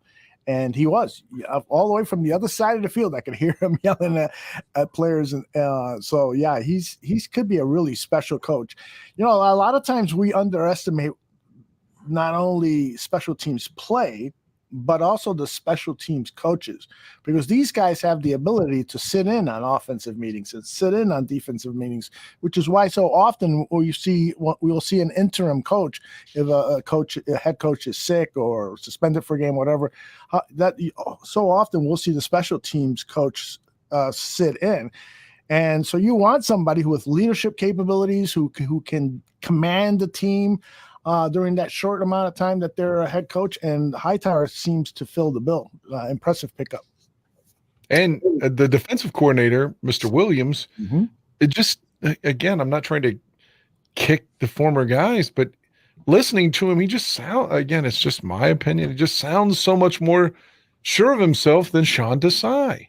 Yep, I agree. I mean, Desai was a rookie coach. Hey, well, this guy Williams is a rookie defensive coordinator, right? So forget that. I want to answer Desai, he's the guy that you hire when you can't get anybody else. See, I think Sean Desai could actually become a head coach in this league. I really do. I think he's very, very smart. Maybe he's not the leader of men that you would want to be a head coach. That's still to be determined, because he certainly didn't fire up this defense in any way. So that was concerning. But I think he's down the road. Yeah, maybe he'll turn out to be a decent coach. But I mean, like we can't get anybody else because everyone was lame ducks. Yeah, nobody wanted to come in here. They had to promote Sean Desai. Yeah, very true. It's like, why would I want to work for this fucking head coach? Right. The writing was on the wall. Nagy and Pace were gone. The bald fuck and the bald fuck I'll go to my grave saying this. He should have been fired after the New Orleans game when he was standing up there fucking smiling and shit when we had just lost a playoff game, and he's happy. Mm-hmm. What's this asshole smiling about? I mean, I guess he was just told he was going to be brought back. That's the only thing I can think of. He and Pace both should have gotten fired after the 2020 season. Mm-hmm. They couldn't hire anybody, right? Although they were 2 years past their expiration dates. Exactly. You know, very true. I mean, and that's what one of the big issues that I've had with this team for years. They are always out of sync. They bring in a rookie quarterback the year before they're going to fire the head coach. They get rid of a pass-catching tight end just before he's going to start playing at a Pro Bowl level. They just always are doing things out of synchronicity, and good leadership, good management, good organizations always align all this stuff at the right time to give themselves a much better chance at success. The Bears have just never done that. The Bears could have wasted Jay Cutler. Yeah. Oh my gosh. Yes. Perfect example. Laz asked about the kicking game, and I do have to say that I had the best seat in the house for watching Santos kick, because he was kicking on the other field and he was booming them. He was hitting 55-yard field goals with ease. He looks great. And I got to see a lot of special teams drills. And that really, really looks like they are spending time. There were some drills where they're just throwing a ball down on the ground, and the ball would bounce all sorts of different places and stuff unpredictably, and they're just checking to see if the players can react quickly. They would have drills where they're stripping the ball, and then another player comes up and runs it in for the touchdown. They were having all these drills that will pay off dividends in games in the future. So I'm really hopeful that this special teams could be among the best in the league. The new punter was booming them. He had a few bad punts that's a clunker. But there were a few punts that went easily in the air, 65 yards, and that was impressive. And the guy battling with him also hit some good ones. So, am I an asshole for hoping that Patrick O'Donnell fails in Green Bay? No. In fact, I like Patrick O'Donnell a lot. Loved him when the Bears picked him up, because he was such a sensational athlete. This guy at the combine was doing stuff that, like defensive backs weren't doing in terms of some of the metrics. But now that he's with the Green Bay Packers, I hope he breaks his leg. Sorry, Pat. I hope that they're like, man, why did we sign this guy? He's had a terrible camp. We're letting him go. He always took so long to get a punt off. I'm surprised stuff wasn't blocked. That is more true. Often with Pat O'Donnell, but maybe we'll have a chance to block one in a couple games this year. It feels like every playoff game in this century, not that we've had a lot of them, but Brad Maynard a couple of times, O'Donnell, it's like there's always a bad punt in the playoff game, like where it's on the cusp where you're like, oh, man, we should go for it. It's 4th and 1. Ah, fuck, we're punting. And then they'll inevitably hit a 19-yard punt and like, oh, all we gain in field position, we should have gone for it, you know. But Maynard did that a few times, and O'Donnell, and the most inopportune times in postseason games. Very true. Yeah, the new special teams coach was talking about Santos and Gill today, you know, about how they're working on snap and hold for kicks, placement, all that stuff. So I mean, that's one thing you have to replace O'Donnell because he was the holder. That's right. On field goal kicks. So yeah, Dan brought that's that another up. thing. O'Donnell, if I remember correctly, Dan, didn't you? You were saying, yeah, this concerns me because the holder is such a fucking crucial. Yeah, because Santos had been performing well with O'Donnell as the holder. So now you're really starting all over. And that's what we don't need as an organization with our field goal kicker.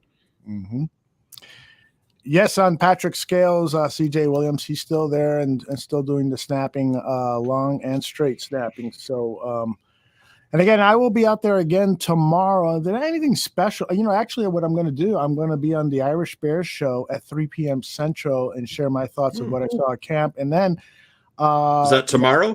That's tomorrow. Yep. 3 p.m. Central. And then tomorrow at 7 p.m. Central, I'll be on the Mac and Reed show and have some video cut up for them based on the stuff I saw today and some of the stuff that I'll see tomorrow. Hopefully be able to include that and share that with them, and also talk about the time that I met Sierra, Russell Wilson's wife. She wasn't she wasn't Russell Wilson's wife at the time, but I just want to describe the incredible hard-on I got as soon as I saw her. Just one of the most beautiful women I've ever seen in person. And there were a lot at this event that I was at. There were a lot of beautiful women, but Sierra was just like everything went. Whoa, whoa. So they were talking about Sierra on last week's show, and so I just happened to mention that I had met her in person. So they asked me to come on and also talk a little bit of Bears football. So yeah, I'll be on.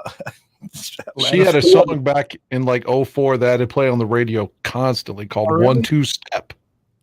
Oh, 1-2 Step, 1-2 Step. That was a hit that she had circa 2004. That was just, that's the only thing I can really recall having to play of hers in heavy rotation. But yeah, she was over at one point, you know. Yeah, that might have been around the time that I saw her. She was doing an event for Ronald McDonald House Charities, and I was doing videotaping for the company on that, and she walked into this Ronald McDonald House, and every kid, I won't say this joke, bad taste. Anyway, so be sharing some of that tomorrow. You guys ready to talk about some other stuff other than pro? I got one thing before we pass the Bears torch or put the Bears to bed. It looked like Luke Getsy's got some designed run plays on the goal line for Justin Fields. So for fantasy, man, that's going to be, quarterbacks with, a good amount of rushing touchdowns usually finish in the top, tier of fantasy quarterbacks. So definitely I'll be looking at draft. How many times did, of course, not here with the Bears, but later in his career, how many times do you recall Doug Flutie on the goal line with the Bills scoring on a naked bootleg to like the left side of the end zone when everyone else is going right? Of course, we didn't do that with Flutie, but I'm just saying the reason I'm referencing Flutie is to what you're saying with Fields. I could see Justin doing that. I mean, easily. Yes, for sure.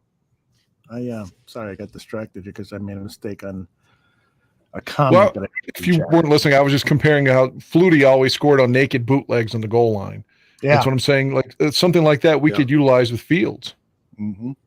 Yeah, it looks like they will be, Danny. Some designed rollouts on the, some designed run plays, option plays. So looking forward to that. So no more four wide receivers on the 1 yard line and shotgun. Cordell Patterson, yeah, shotgun Cordell Patterson. Shotgun Andy Dalton.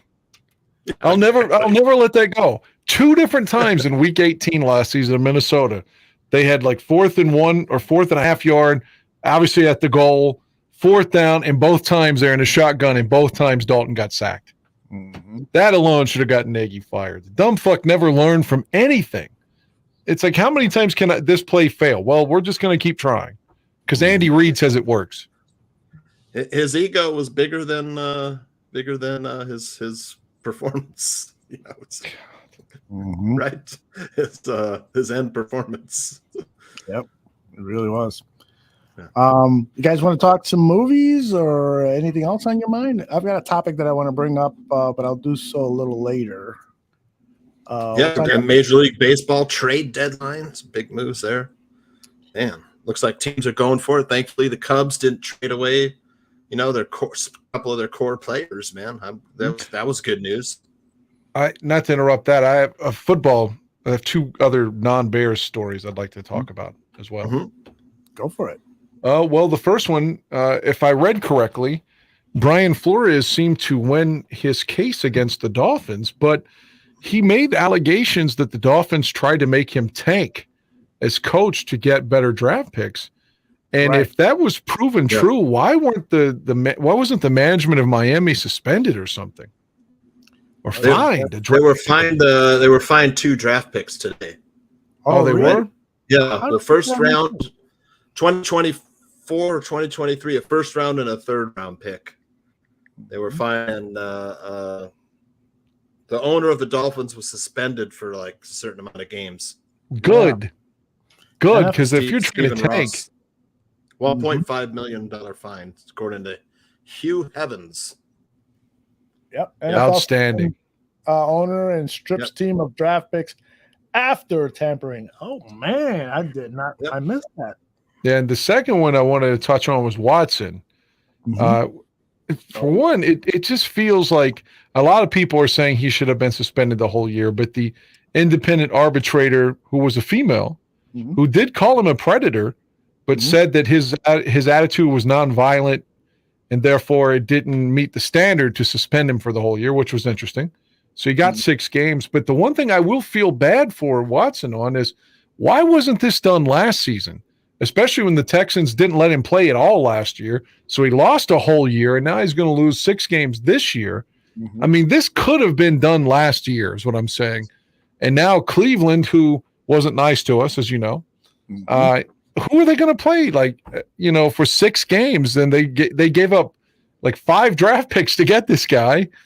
Fuck, man. It feels like this something that should have been handled last season, in my opinion. But do you think the 6 games, given that it's this year, do you think that's sufficient? Well, given that, again, the judge was a female and she ruled that it was nonviolent and she called him egregiously distasteful and a predator and all this. And part of his sentence was that he has to go to massages the rest of his career, all have to be from the NFL's team that he's playing with. He can't just go. That's the rest of his career as part of his agreement to be reinstated. So I don't know. I think 6 games is enough in that regard, that at least there was a female judge that ruled on it and stuff. But I just feel the only thing that's unfair, even if this guy's the biggest asshole and has this butthole fetish or whatever the fuck was wrong with him. Oh, please tickle my taint, whatever the hell he's saying to these women. He didn't play last season. And in theory, he's in his prime. It's hard to come back. Like we saw with Eddie Goldman. You're a good player, solid player, really good player, not great, but good. And Watson, I guess, is better than Goldman at his position. But I'm just saying, now he's missed a whole season and now basically another half season. What if he gets hurt again when he comes in? And like Cliff Victoria says, he wasn't even found guilty in a criminal probe either. So I guess the 6 games is fine, but it feels like it should have been handled last year. If this were our guy, of course, we wouldn't be defending all these allegations against him, and it would feel dirty. But I would want it to have been over last season, especially when he didn't play all year. I mean, I think that's part of it that no one ever acknowledges. That Houston didn't play him in preparation for some sort of suspension last year, which never came. Yeah, the weird thing about it is that, he did not play last year, but he was paid. And now this year, he structured this new contract with the Cleveland Browns where he's only making like $1 million or $2 million this year. So the money he'll lose during those 6 games is paltry. It's hundreds of thousands of dollars as opposed to millions of dollars if he were to have been suspended in the second year of his contract. Clearly, Watson's agent was very adept and very astute at negotiating the contract in that way, knowing that his client was probably going to be suspended and lose some money. Most of the money has been deferred for the second year of the contract. Some people will say, well, that helped him out in the cap.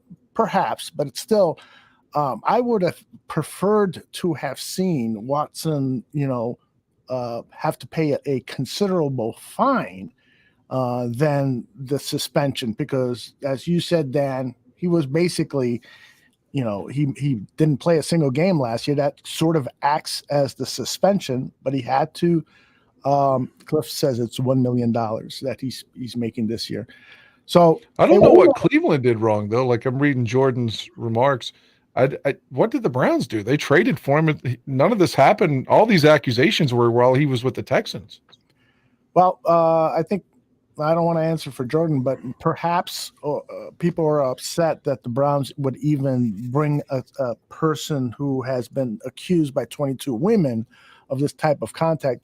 Perhaps they're upset with the Browns that they would bring such a person into their facility.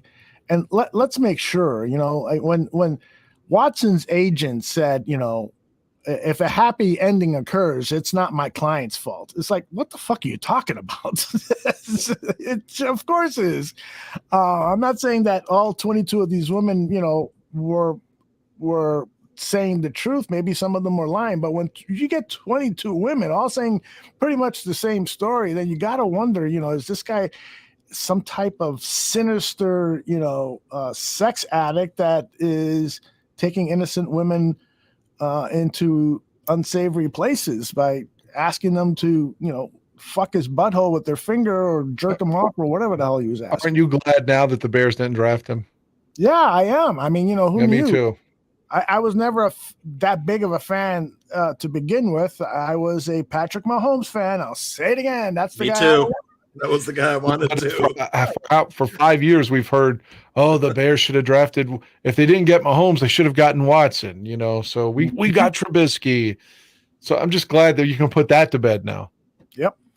Didn't a judge, some lady judge, decided Watson's suspension? Yeah, that's what I was saying. Right. The independent judge, because the NFL wanted him suspended the whole season, but she ruled in his favor, saying that even though he was morally reprehensible and a pervert, basically, he still didn't do anything violent, so it didn't meet that threshold to suspend him for the whole season. Neither did Calvin Ridley. He got a year and a half suspension for betting on a game or something. Well, look at Pete Rose. Right. Pete Rose is still not in the Hall of Fame, even though he's one of the greatest hitters in the history of baseball, if not the greatest.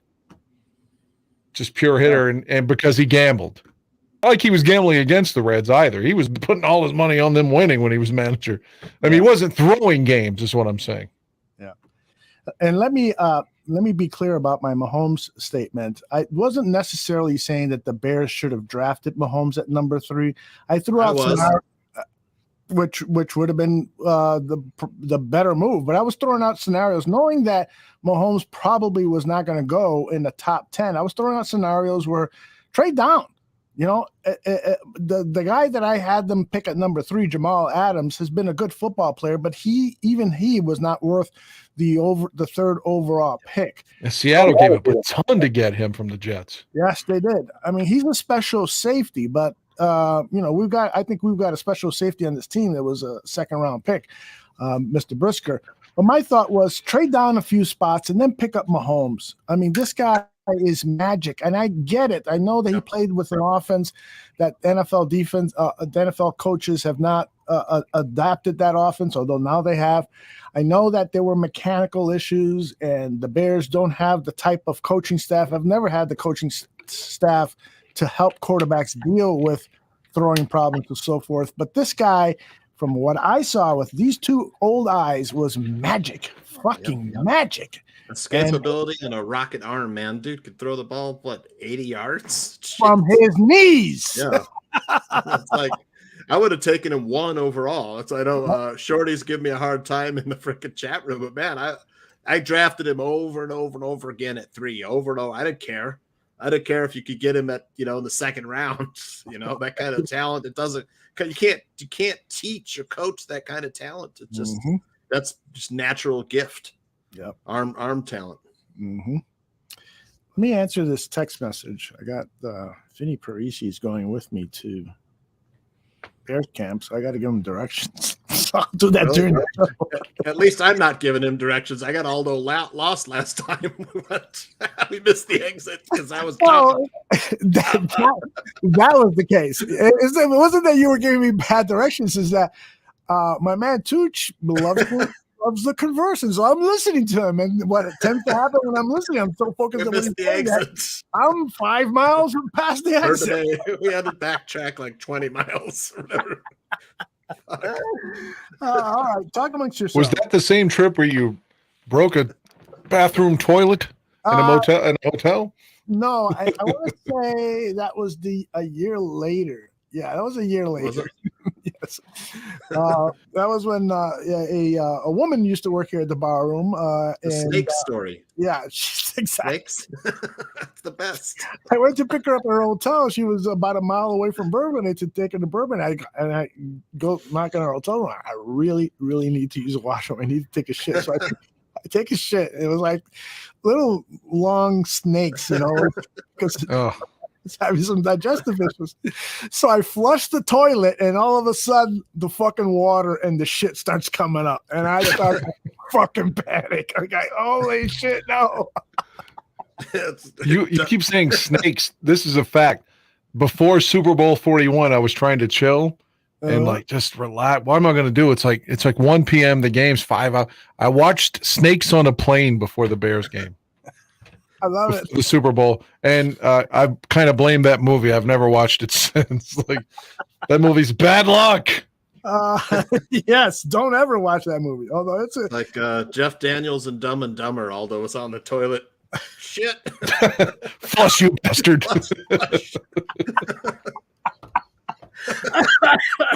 Of course, his problem, Jeff Daniels, was it was stopped up. Didn't Aldo's overflow? Yes. So can you imagine there's like 6 little pieces of shit, and so there's nothing in the bathroom to clean it with. So I got to tell the woman, hey, I had an accident here. Can you call up room service or something? We need a mop. And let me see. And I'm like, no, you didn't let her see, did you? No, you don't need to see. And for context, in my opinion, I've taken a lot of heat for this. I find that lady to be extremely attractive. So if you're going to show turds or fecal matter, as Johnny Depp would have called it, the fecal-like matter, the fecal matter to a woman you're attracted to, although you were married, I'm just saying, to me, that would be devastating to show a lady that I think is fucking hot. Oh, by the way, here's where I just shit in your floor. That would be awful to me. Now, if it was somebody you didn't have any attraction to at all, I'd be like, I don't give a fuck. I hope you smell it. It's nothing, baby. I just shit on the floor. That scene in Dumb and Dumber is so funny. Like Jim Carrey's like mixing up a drink with Turbolax. It was called Turbolax. Yeah. He's like swirling it around. Oh God. It's like 1/3 of a teaspoon for fast active relief, and he put half the bottle in that motherfucker. What is Jordan saying here? He says, don't get me wrong, not expecting Dan, Aldo, and Tooch to go deep on this, but too many are acting like the Dolphins news is nothing big. It is. What are we talking about? We've talked about it. Yeah, I said it was big. The fact that he was throwing games and allegedly, and that seems they've ruled against the Dolphins management. So Brian Flores is vindicated here, right? Yeah. I think so. Now, I had not known the news. It was released at 6:10 p.m. Central Time, so I was prepping for the show, so I missed that. So I'm glad you brought it up. That's huge news. I'm with Casey on the Phoebe Cates scene, though. God damn. When Judge Reinhold's beating his dick to thinking about her getting out of the pool, that's iconic and hot as fuck, man. Yes. Yes. By the way, did you see this one, Dan? A girl blew up in my bathroom one night and was in there crying because she couldn't flush it. That's when you make her feel really special and that it's okay. Then maybe you get, decent blowjob. But no rim job. No rim job, but maybe she'll give you a great blowjob, though. Because you handled it so nicely and cool. And Jordan is right. I think we're all in agreement here. How does the owner get to maintain his job? And I think he owns the team. Yeah, I think that's the issue. What's his name? Goodell has said that he doesn't have the power to get rid of an owner. That's something that all the owners have to come together on. So it's really incumbent on them, on Jerry Jones. The only time I can really think of that was in baseball with Marge Schott, where they were like, "You praised Hitler, you have to go." That's right. I remember that. Yeah, so definitely remember that. And said some things against African-American players, Eric Davis and Dave Parker. So they were high salary N-words. So between that and her praise of Hitler, that was enough to make her forced to sell the team. But can you think of any other instance? I can't. Donald Sterling. Oh, yeah, the Clippers. Yeah. There you go. Laz just put it up. He what the hell was his? What happened with that lady that wore that visor that was fucking him? I expected her to be some kind of star after that. Yeah, there was a maybe good she was porn. It could be. There's a good 30 for 30 on audio podcast about that, a 5-part series that I listened to when I was driving somewhere. And unfortunately, I'm not prepared to talk about it because my memory is just drawn a blank on some of the juicy stuff on that. But it was very well done by what's her name, Ramona. Anyway, one of the ESPN basketball reporters did a good job on that. I recommend that. Jordan says, because this isn't just 21, although this goes back to 19 when Brady was a free agent originally. Yeah, where they were promising Brady ownership of the team and trying to lure him, so that they were clearly breaking rules.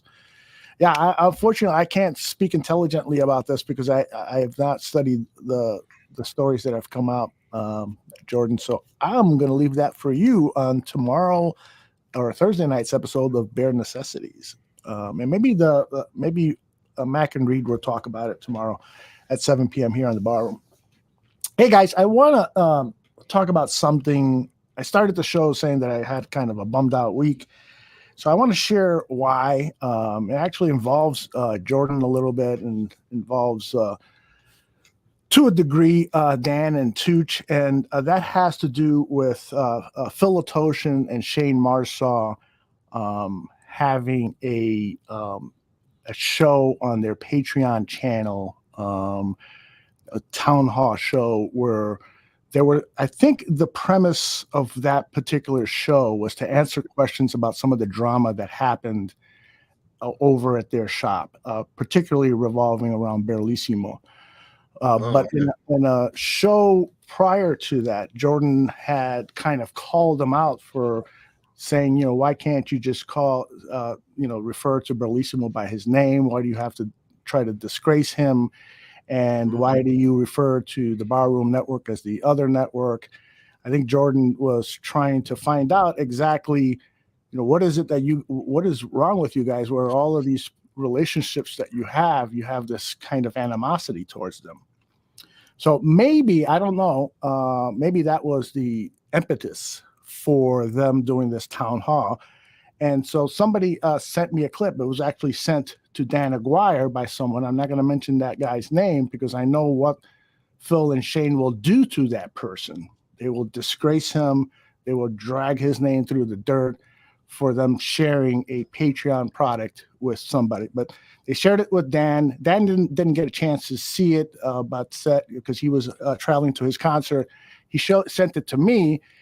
And normally I have not seen any Tape Never Lies stuff other than the first 10, 15 minutes of their first show, because I wanted to see how they were going to address them leaving the Barroom. And Shane said some things, and Then when Phil started to talk, I was like, okay, I can't.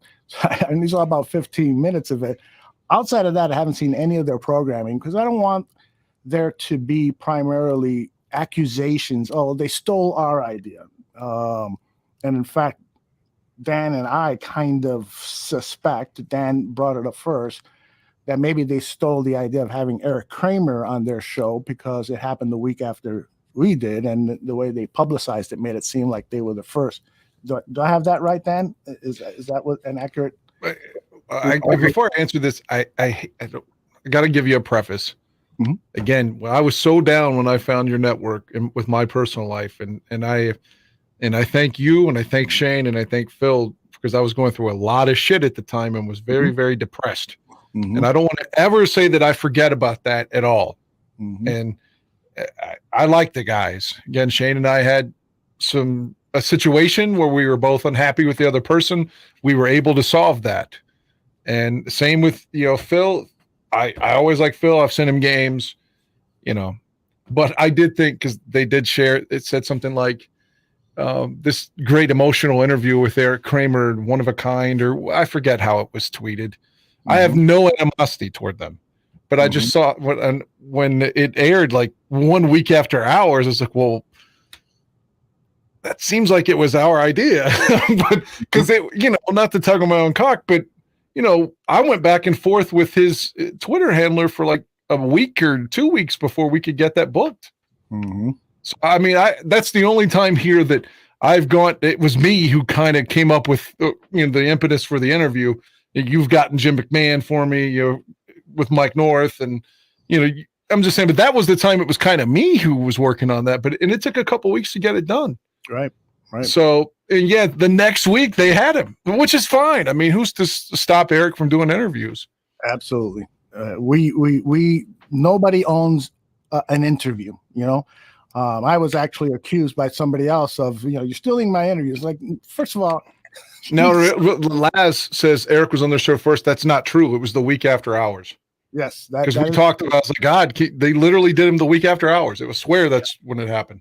Yeah, Laz, I have to dispute your recollection on that. And I see a lot of people taking shots at Tape Never Lies on here, and that's not what I want to do here. I have always taken the approach. Well, actually, that is what I want to do here, but I want to take the shots. I don't want you guys to take shots. I've always taken the approach since our negotiations ended that I was going to promote wherever they were, and I was going to speak positively about those two guys because, as I said on a show that I called Not 100 Proof, but they took exception to that title. I don't know why. It had nothing to do with them. The show was not 100 Proof, and it was a clue as to that we will be talking about that. But in any case, as I said at the end of that show, those guys are excellent content creators. And I knew they were going to be successful wherever they went, whatever they did, because they're good at what they do. Now, when I first met them, they weren't.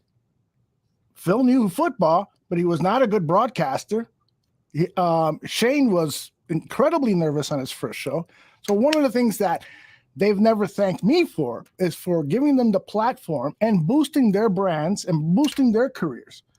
So, but that's not really where I wanted to go with this. What hurt me from the 35 minutes that I saw of this town hall was that at the end, Shane shit on something that I did. His son went through some horrible. Can I jump in on this? Please. I want to defend you on this. And again, I was talking to Shane via text. I think I could be wrong on the timeline. It feels like I was talking to him because Shane loves the Dodgers. He had that moment, with his dad liking the Dodgers. And, I think I was reaching out to him to tell him, like, I'm so happy for you and your dad winning a World Series, as fans together. And I didn't know his son was sick. I didn't know. Mm-hmm. And I didn't block Shane or anything. I did when we were arguing back in the day. But I'm like, right now, I have no beef with Shane. But I didn't know his kid was sick. Maybe I don't know why it never hit my timeline. And maybe he was already in remission, but I didn't know about it, period. So as soon as he told me, I told like, oh shit, Aldo, like his boy's sick. And you didn't know either.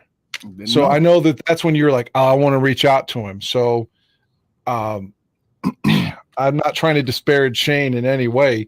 I'm just saying I don't think you did that disingenuously in any way. I just told you that I heard his son was sick, and you were like, oh my God, I got to reach out to him. I don't think you did it. I can't speak for you, but I thought you were just doing it as a man to man, like, hey man, I hope your son's okay. Mm-hmm. Because you just found out it from me. Right. And so I texted him because he, at the end of his show, said, I don't even know if that was sincere, or he took a shot at me for sending him a note a couple of months or so after he released news of his son's health issues. So he took a shot at me saying, I don't even know if that's sincere or something like that. And as soon as he said it, I mean, there were other things throughout that first half hour that I was really hurt by that they said, because there were blatant half-truths or untruths or deliberate lies to try to make me look bad and to try to besmirch the Barroom Network. But that one really cut deep. Out of all sincerity, I'm sending him a text. I'll fucking show it to you. I don't like doing this, but they put me in this fucking situation. And this is emotional for me because I considered those guys my friends. We talked about lots of personal stuff about the health of his father, the health of my mother, the problems that Phil was having, raising 2 teenage daughters along with twin sons. We were, as they said during that show, we were friends. We would finish a show and off the air, love you too. That was the type of relationship we had. But because we couldn't agree on value, and I can get into all that stuff, but I don't want to. We couldn't agree on value. Now, all of a sudden, I'm a fucking asshole. All right, I get it. You guys are hurt. I don't want to work with you anymore. I get it. But this is not 2 fucking years later, and you're taking shots at me, and you're taking shots at my integrity. I'm no longer going to be a fucking nice guy about this. Fuck you, Phil, and fuck you, Shane. That's how I feel about it. But so I send him this text about his son, hearing that I heard about it, and he conveniently leaves this part out when he recites it on his show. This is what I wrote on Sunday, October 3rd. Sunday, October 3rd at 7:45 a.m. Last night, Donna and I learned of Riley's condition. We'll be sending daily prayers for him and the family. He responds, thanks, Aldo. It's been a crazy couple of months, but we're taking our daily victories as they come. He's a strong kid, and we're going to beat this. I reply, for sure. If he needs anything, you can count on us. He left that fucking part out when he was telling his audience that he didn't know if I was fucking sincere. And he was also making fun of Christmas gifts that I sent the Marsaw family. I didn't send him the pizza pies. I didn't send him the Garrett popcorn. I sent it to the entire fucking family with a note saying, I know how much you guys sacrifice of your dad for working on the Barroom Network. And he takes a shot at that. Not that that's the big deal on this. Fine, you take a shot at it. But it was an accumulation of things. And for him to end with this just shows what a low motherfucker Shane Marsaw is. That's how angry I am at him.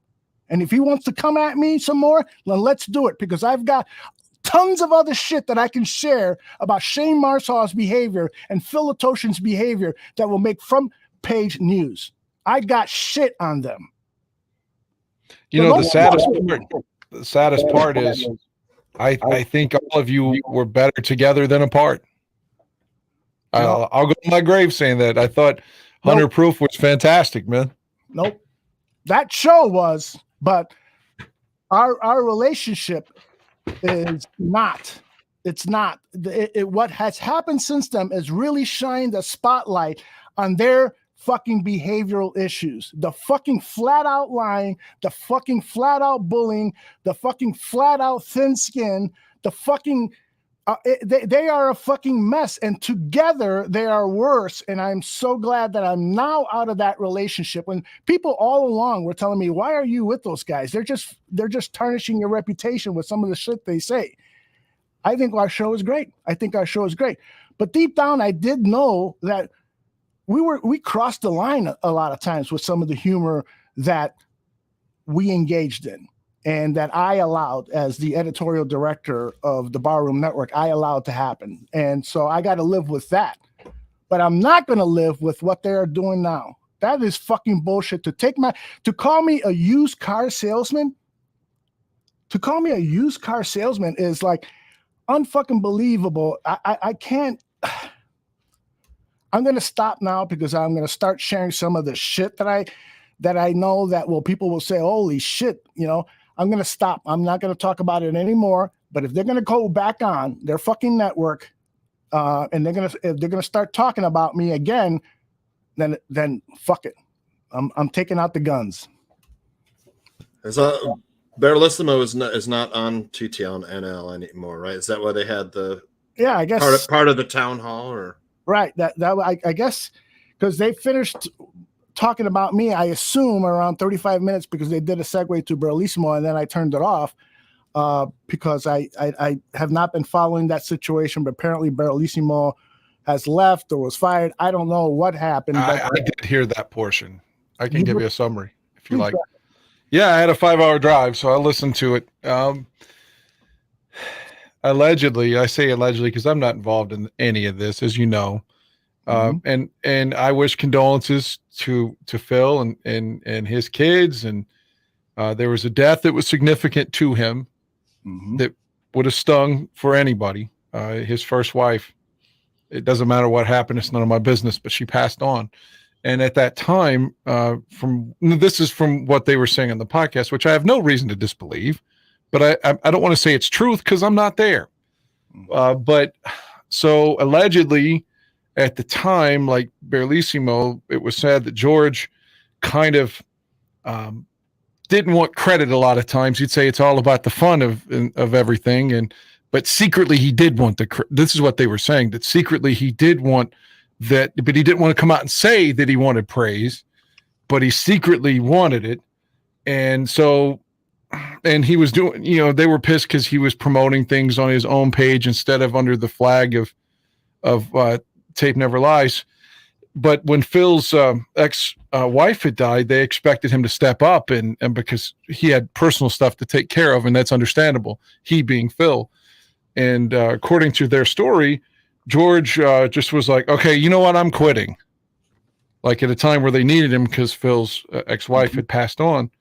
And it was like a day or two after it had happened and Phil just couldn't work. So they took that as being a deep cut. And ultimately he said that he was too busy, he being George in his life, to even do this kind of shit anymore. And then they allege like 4 days later, he was doing it again on his YouTube page. So they felt the whole thing was disingenuous and selfish. I'm not saying this about George. This is what was said on their show. I'm sure he has his own side of the story, as I keep saying. But, and they said that he wanted to go out and have a show and market it as George's last show. And just the timing, all this was really puzzling considering what happened with Phil. That's what they were alleging at the time. And I wasn't looking at you all. I saw a gesture. Did I step over the line by telling you this? No, I just, Life with the M says, laugh out loud. Is this a hate TTNL show now or what? No, that's not. No. I just told you, I don't want any heat with them at all. And in fact, I gave them credit for helping me during a bad time. And like I said, Shane and I made up and I made games for Phil and looked up to both of those guys. So I have nothing. I'm not here to bitch about them. I'm just telling you, I listened to that where they said that's the reason they told George, fine, you want to go, just go. That was their side of it. George is a good guy for my seat. So he's got his side of it too, but I don't know what his side is, but I'm just telling you that was what was broadcast. Right. And I don't mean that with any animosity toward anyone. Again, I say this and I sound like a fucking late 60s hippie here or something, but I feel like it's better for everybody if we're not fighting. I totally agree. And that's what I want. I've wanted I know. But these guys just keep coming at me. It's like they're fucking needling me. And I now am in this position where I have to defend myself. I had a discussion with my wife, and she's, don't talk about it, just let it go and so forth. I'm like, they're fucking disparaging my character in a way that is something that I just can't turn away from. What happens if my daughter meets somebody else? Oh yeah, my dad does this Bears Barroom thing, Barroom Network, and that person says, oh yeah, I heard your dad's a fucking asshole. These guys, Phil and Shane, are saying, do I want that reputation? When in fact, what I've done is nothing but be kind to these guys. I didn't want to go here, but when fucking Phil Atoshin came to Chicago, he came into my home. I fed him. I fed him from my kitchen. I took him to restaurants. He didn't pay for a fucking goddamn meal. We had an outing at a hamburger joint downtown. A bunch of barflies were there. Stooch was there with his family. When the bill came, I paid for the fucking bill. I treated him like fucking royalty. And yet, here's another thing too that really fucking got my gall with what Shane said. Shane said, after the negotiations were over, Aldo called me and we had a shouting match. And during the shouting match, Aldo said, did it ever occur to you to help pay for some of the expenses of the Barroom Network? And then Shane says with his fucking bravado, hey, I work for the federal government. I deliver mail for them. They pay me. Well, see, you're not the smartest guy, because that's the difference between being an employee and being an owner. If you want to be an owner of an organization, you have to assume liability and some of the cost involved with it. I never fucking asked you for a penny during the 5 years we worked together on the Barroom. Never asked you. But I always wondered, I would see this guy, and what he told me what he told me during that discussion when we were yelling at each other. He said, Aldo, Eli, excuse me, and I didn't mean to say his wife's name. My wife and I don't have the same kind of money you do. And I'm like, what the fuck? I didn't say anything, but the guy's got a fucking new truck. He drives a boat on the lake. He's got to have some money to at least pay the fucking internet bill, but I didn't say anything. But then he doesn't say that. He doesn't say that in his podcast that people are paying for. He doesn't say that that's what he told me. He just puts on the bravado. Yeah, fuck, they fucking pay me. Get the fuck out of here, dude. Get the fuck out of here with your fucking lies. They're lies and half-truths. And again, I am fucking warning them. If they're going to continue this, I never want to talk about them or their show again.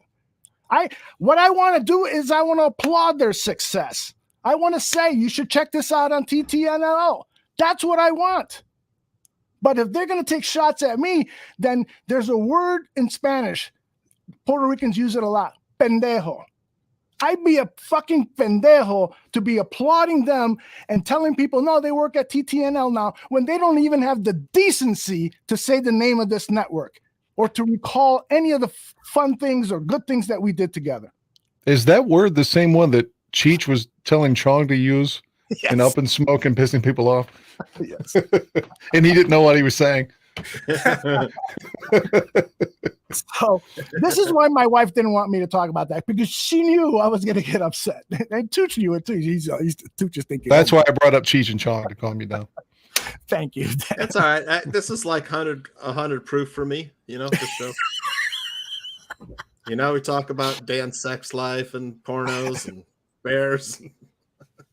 But I want to reiterate that. I do want nothing. I said this on the Not 100 Proof show when they left. I said it at the end. I was going to actually pull the clip up. I said it at the end. I want nothing but success for these guys. I know the challenges that they had. I've not heard about Phil's ex-wife dying, and I'm crushed by that, because Phil shared personal stories about his relationship with this woman and the relationship of his daughters with their mom and so forth. And to find out that she's now dead, I'm sure that is fucking devastating for poor Phil.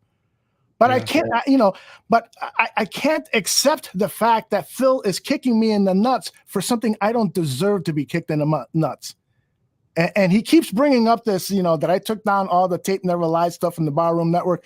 His fucking negotiator told me take them down. So I took them down. And I told Phil that, but he doesn't accept that. He thinks that I'm lying. Fucking ask Jim Larison. Ask Jim Larison, because if Jim says anything other than that, then he's a fucking liar. Another thing that pissed me off is that Shane said, I think the negotiations went downhill once Donna, Aldo's wife, got involved. Fuck you. The negotiations went down when you brought in Jim Larison to do the negotiations. What, I thought, those guys told me, we're bringing Jim Larison in as, I'm going into all this stuff, and I promised myself I would. But they said, yeah, we're bringing in a mediator, Jim Larison. No, that's fucking great. This guy's made millions of dollars. He used to be in the porno business as a producer. He's now has another $1 million business. It would be fucking great. Mediator. Siri, what is a mediator? Here's what I found. Oh, no, don't fucking find it. Tell me. Hold on a second. Siri, what is a mediator? Here's what I found. Fuck you. Mediation is a structured, interactive process where an impartial third party assists disputing parties in resolving conflict through the use of specialized communication techniques. So after the first meeting, I'm excited. I tell Donna, yeah, I think this is going to be good. Jim came in, he said this, he said that, and so forth. And Donna, who has negotiated multi-million-dollar contracts with the top hotel chains in the United States, she says, are you sure he's mediating? Or you might want to ask him that at the start of your next meeting. And so I did. And he goes, no, I'm here representing Phil and Shane. And that changed everything. That changed everything because it became adversarial. This wasn't him trying to help me, Phil, and Shane achieve our dream of building and monetizing the Barroom network. It became, us versus them. It became adversarial. So they don't say that. They instead want to blame my wife for ruining the negotiations. Fuck you. Anyway. Sorry, guys. I had to get it off my chest.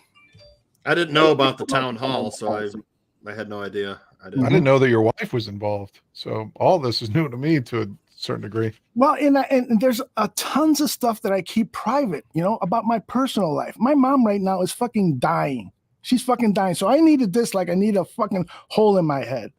I haven't been telling any people about the Barroom, about what's going on in my personal life. I like to try to alleviate other people's stress and not share with them my stress. And in fact, I would rather hear what's going on in your life to see if there's any way that I can help, whether it's with a kind word or maybe a nickel or dime or whatever is the case. But this is, and the reason I'm bringing this up is because when I learned of it, what was it, Wednesday when you sent me this, Dan? When I learned. Yes, because last week we were doing the show and George was commenting something like cult members or something. And I was like, my God, we didn't say that. Mm-hmm. And I didn't know that he was even gone from over there. So at the time, I didn't know what that quote or what his comment meant at all. Yeah, I had to piece it together, Danny, because I know George personally. Right. George was the one that introduced me to Barroom. I've been to George's house in England, and wow, that's we're amazing. very good friends. Yeah, I like him too. So I immediately kind of understood what George had said. That. Well, I didn't. I truly didn't. And then someone responded to me via Twitter and said, well, watch this clip and you'll know where it all comes from. Mm-hmm. And so that's when I sent it to Aldo as a way of saying like, hey, this is what he was talking about. But at the time, unbeknownst to me, all the other stuff was there. At the time, it was just a clarification on what was up with George. Mm-hmm. But then all the rest of that was on there, and we didn't even know that, is what I'm saying. Yeah. And Jordan doesn't need to apologize. Jordan, you don't need to apologize. Jordan, when he first came on board, he says, do you mind if I go on some of these other shows? Like I go on Tape Never Lies and stuff. And no, Jordan, I don't mind. I don't. I want to have a civil relationship with those guys. And so I've been treating them well since day one. Not taking any pot shots or anything, but today I just had to let it go because since I learned about this on Wednesday, I've been somewhere else. I'll take a nap and wake up, and the first thing I'm thinking about is how should I respond to this? These guys are just dragging my name through the dirt. unfairly with a bunch of fucking lies. They're not keeping it 100. They're barely keeping it 10 or 20 when it comes to this subject anyway. And what's, again, so unfortunate is the product was so good with you all together, and combined the fact that we're all just Bears fans anyway. Mm-hmm. I mean, it'd be one thing if they were Packers fans, then I'd say, yeah, fuck them, but we're all on the same team, sort of. Yes, but exactly. yeah, And that's how yeah. Jordan looks at it. And that's one of the reasons I love Jordan, is because he says it's something that has been my philosophy. I would love to start a corporation with everyone that's involved with Bears podcast. We'd be fucking bigger than ESPN. Just get everybody together. Let's all put our talents together, our love of this team. Let's all figure out a way to work together, and we'll be a fucking powerhouse. But of course, egos get in the way. It doesn't happen that way. Who's going to be the leader and stuff? So, but Jordan, has that idealistic vent that I do, and we want to have a good relationship. Hey, Matthew Forchisi just pops in. He says, "Hey, what's up, Barroom? What's going on, guys?" I understand. I'm still friends with Shane and Phil, and I enjoyed all the good times we had and stuff. So I don't want to be. But who has a town hall on a show? What? Just on an entertainment show. I'm just saying. I'm not saying. I'm just saying. Yeah. Well, just to be fair, just playing devil's advocate, if that's on their Patreon, someone could have asked them the question. I don't know. I don't know the full context, but in theory, Patreon people are paying too. So if they asked them to talk about it, maybe that's why they brought it up. I don't know for sure. But the problem that I have with that, Dan, is that they're then monetizing picking on me.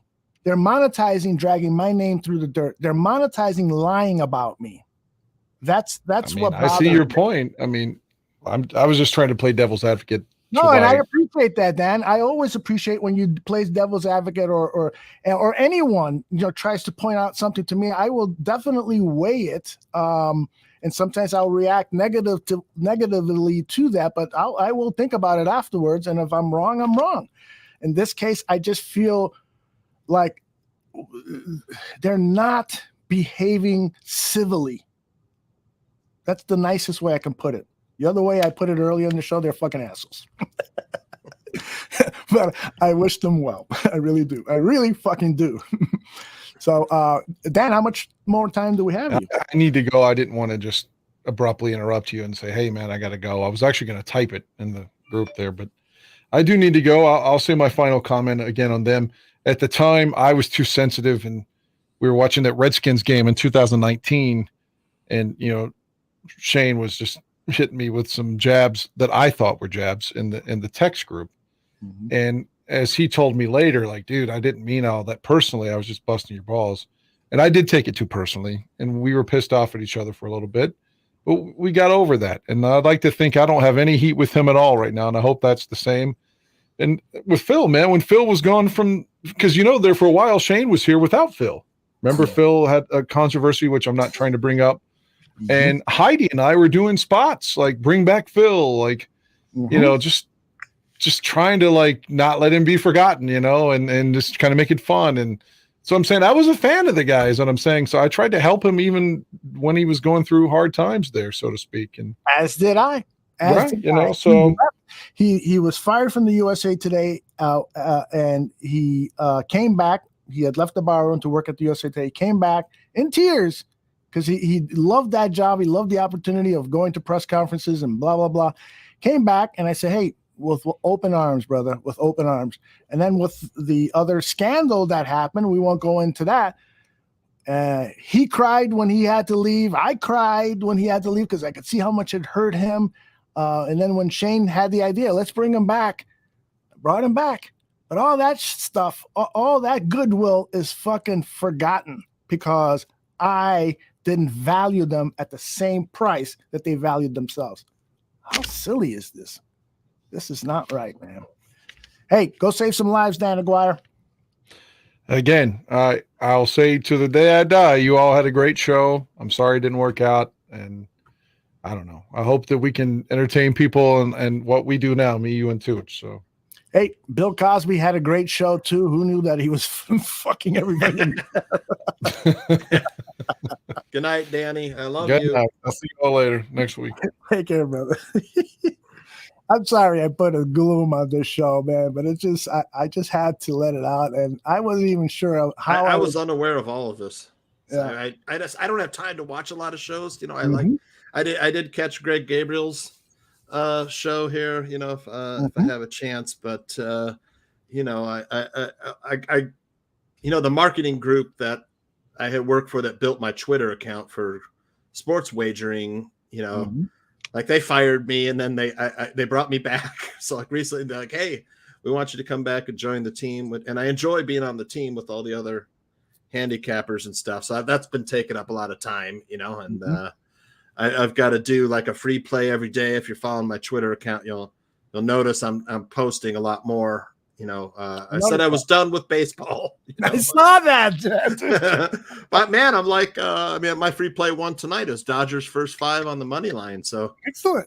Doing pretty well actually. And last night, and then they had, you know, I have to pick games. You know, my card last night was 4-1. I actually played my card. You know, usually I'm like, it's baseball. I'll, you know, I'll maybe play 1 play or 0 plays or whatever. I played my card last night because I liked last night, and I went 4-1 and made like I think I made like $140 last night.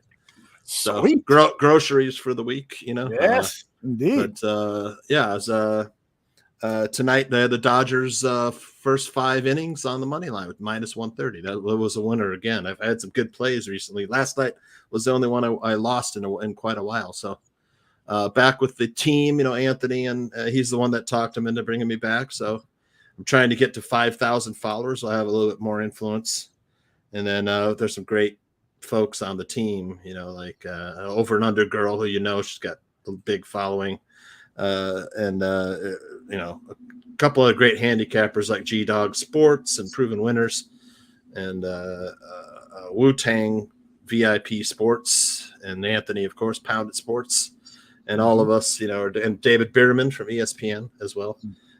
Who gave me the winner for like golf. Like I say, I will wager on golf because like I said, top 10 or top 20, that's like free money for me. I just follow David Bierman's picks. He's like Cameron Young to win. I go, I'll take him top 10 and top 20. He finished 3rd. Boom. Awesome. I love that. Yeah. So, and you know, hoping to bring Anthony on Barroom maybe like on a Saturday morning or, you know, doing some college football. If I can, you know, talk him into it, you guys would get a kick out of Anthony. He's fun. If you like baseball cards or football cards, stuff like that, he's really into that. Opening him and Sean Higgs open up baseball cards on YouTube and stuff. So they love that. And, you know, having a good time with the Twitter handicapping. But also I saw Uncharted. Oh, what'd you think? Hey, by the way, before you give a review on that, I just want to thank everybody in the chat room with all the nice things that they're saying about me and for allowing me to vent, for understanding why I vented. And again, I don't want to ever do this again. My job here is to entertain, to inform. Let's have fun. Let's have fun. And again, I wish TTNL the very, very best, but I will no longer turn the other cheek when they pick on me and my family. I won't do it. So how would you think about the movie Uncharted? I really liked it. I mean, that's just, I love those kind of Raiders of the Lost Ark, what is it, National Treasure, Sahara type movies. Yeah, yeah. And my wife and I just needed something like that just for a fun night, get the popcorn out. Exactly. You know, I like Mark Wahlberg, man. I'm a huge fan of like Ted, you know, the Ted movies. One of the funniest movies of all time. Under Buddies Forever, you know, and you know, Mark Wahlberg is always, it's not gonna be like, you know, a super serious movie or something else, but it's gonna be an entertaining movie, you know. So yeah, I really enjoyed it. I thought Tom Holland was really good too. And I forget that that's Dan's girlfriend that's in the movie, right? Oh yeah, Ana de Armas, probably one of the most beautiful actresses out there, right? Truly is.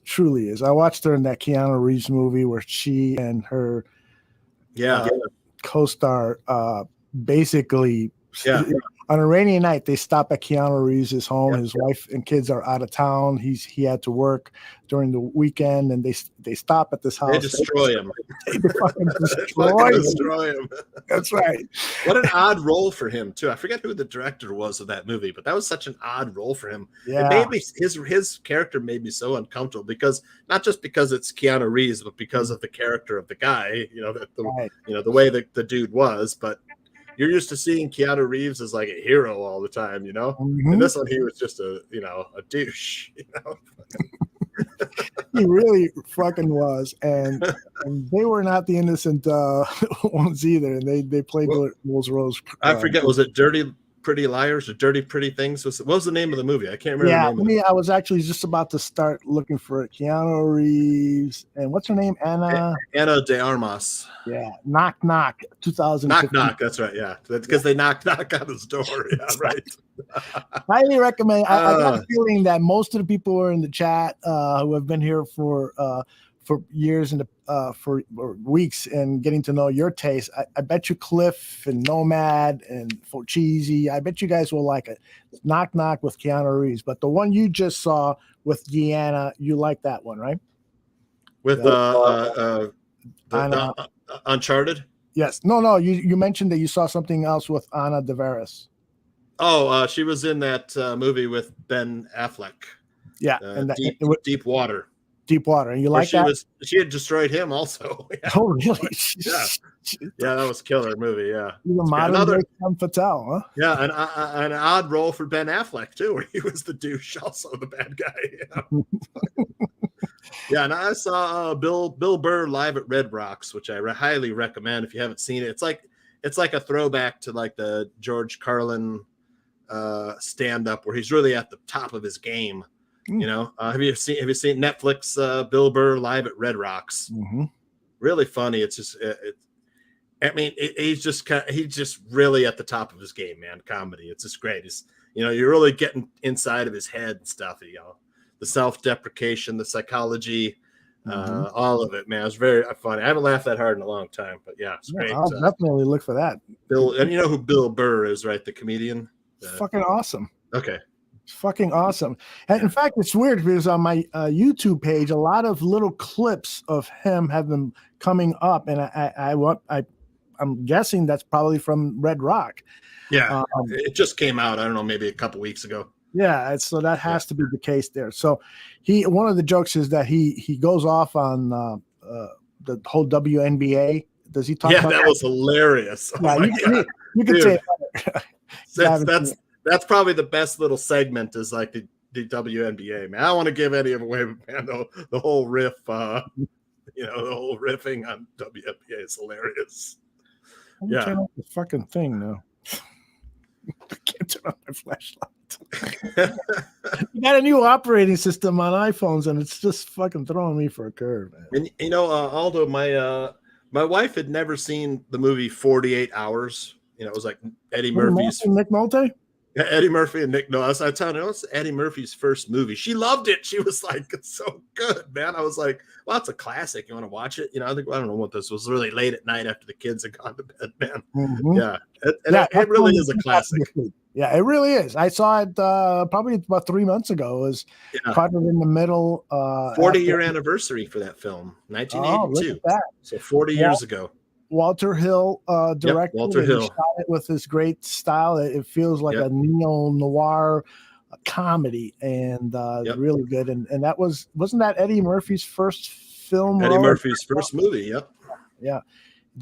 And Leo says Jordan Peele has a new horror movie out. Has anybody watched it? No, but I definitely want to. Jordan Peele has so quickly become he's excellent master filmmaker. You got to watch his stuff. Yep.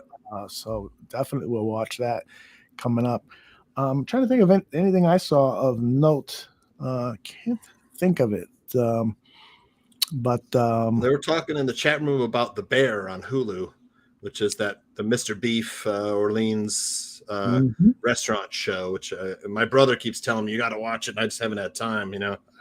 I need a new series though. But I mean, like the Game of Thrones prequel starts up in 3 weeks, and then you got the Lord of the Rings prequel starting in September.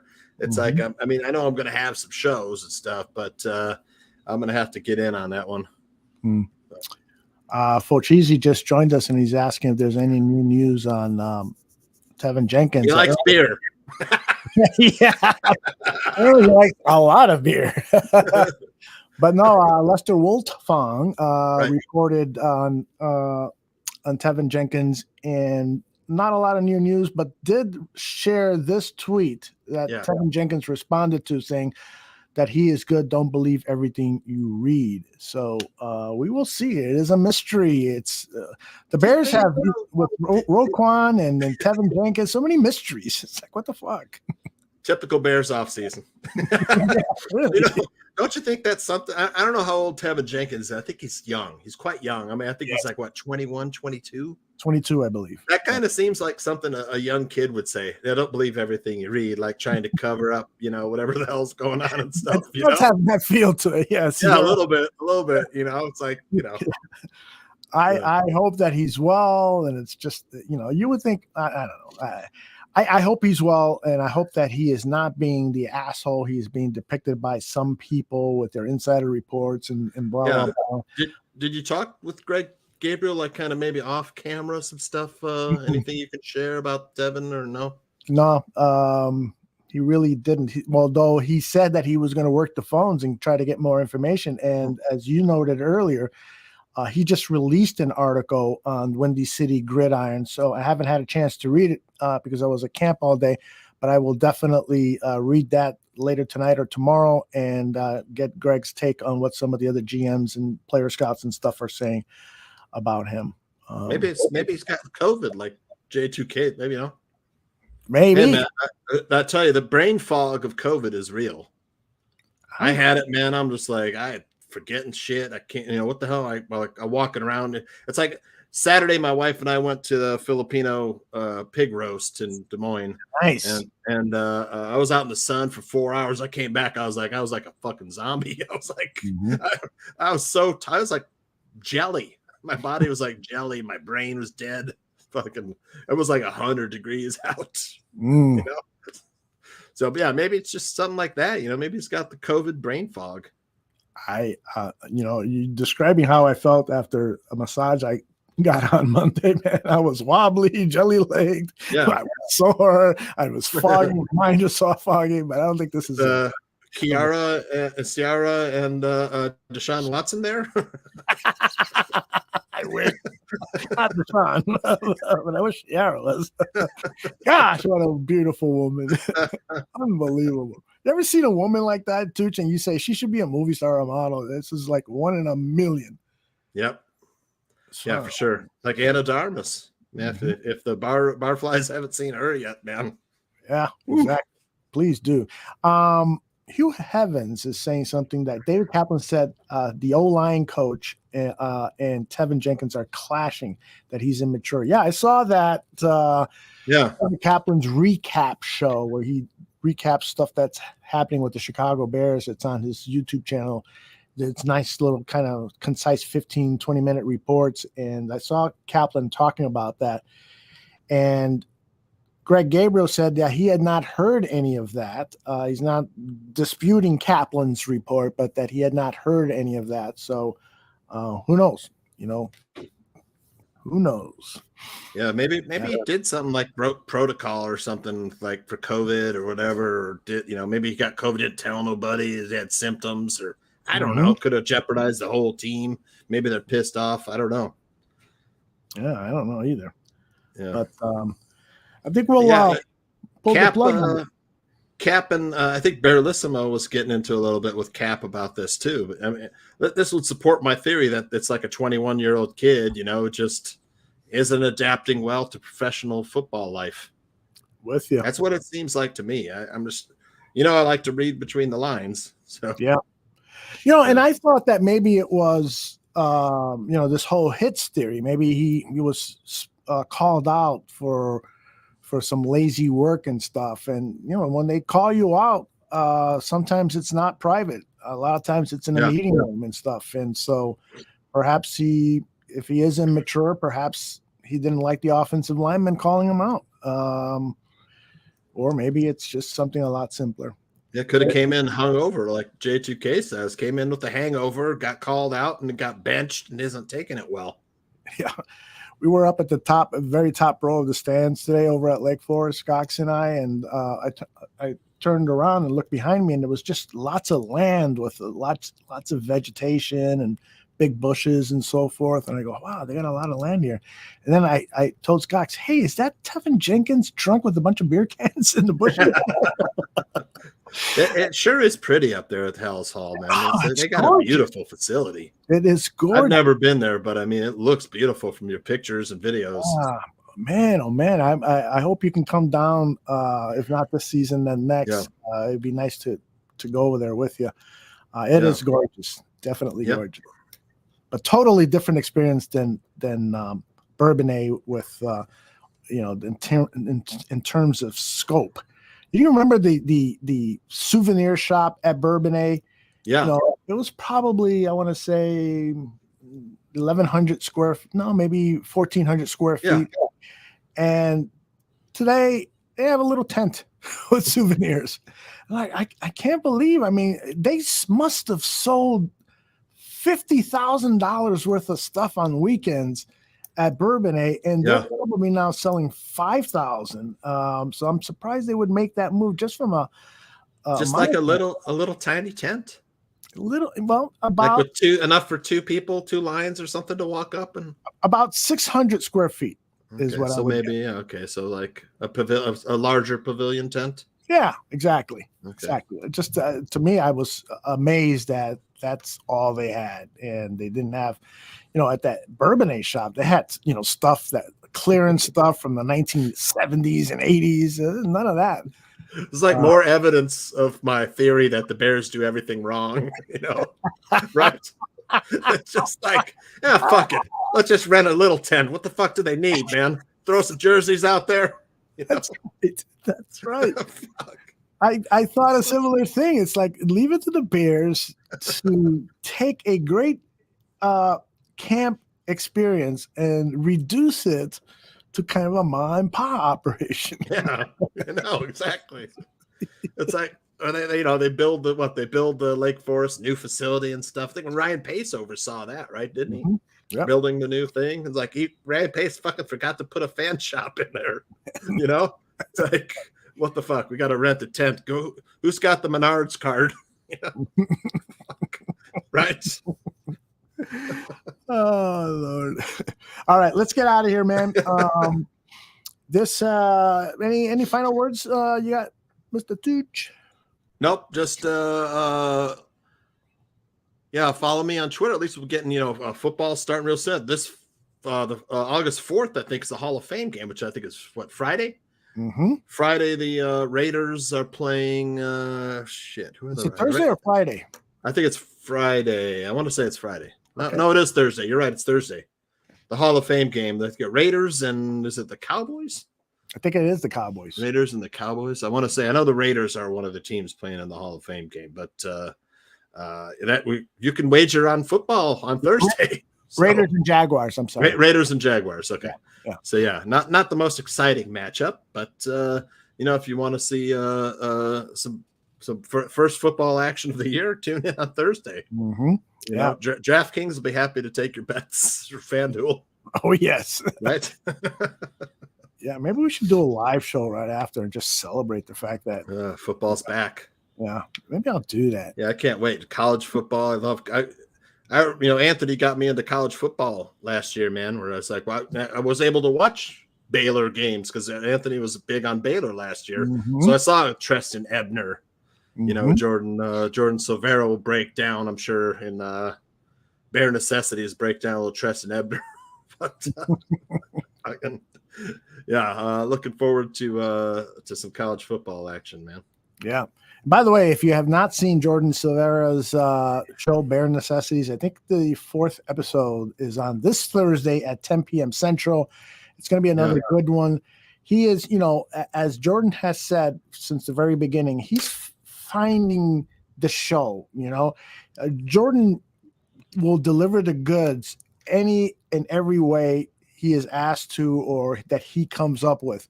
but he is searching for his secret formula, that secret sauce that's going to take the show over the top. And one of the things that he has been doing a great job is very proactively searching for opinions and getting thoughts from people who have viewed the shows and other people in the business and so forth to, give him some ideas and stuff. And so I'm actually hope to talk to him very soon on a couple of 3 or 4 ideas that he presented to me, all of them which are great.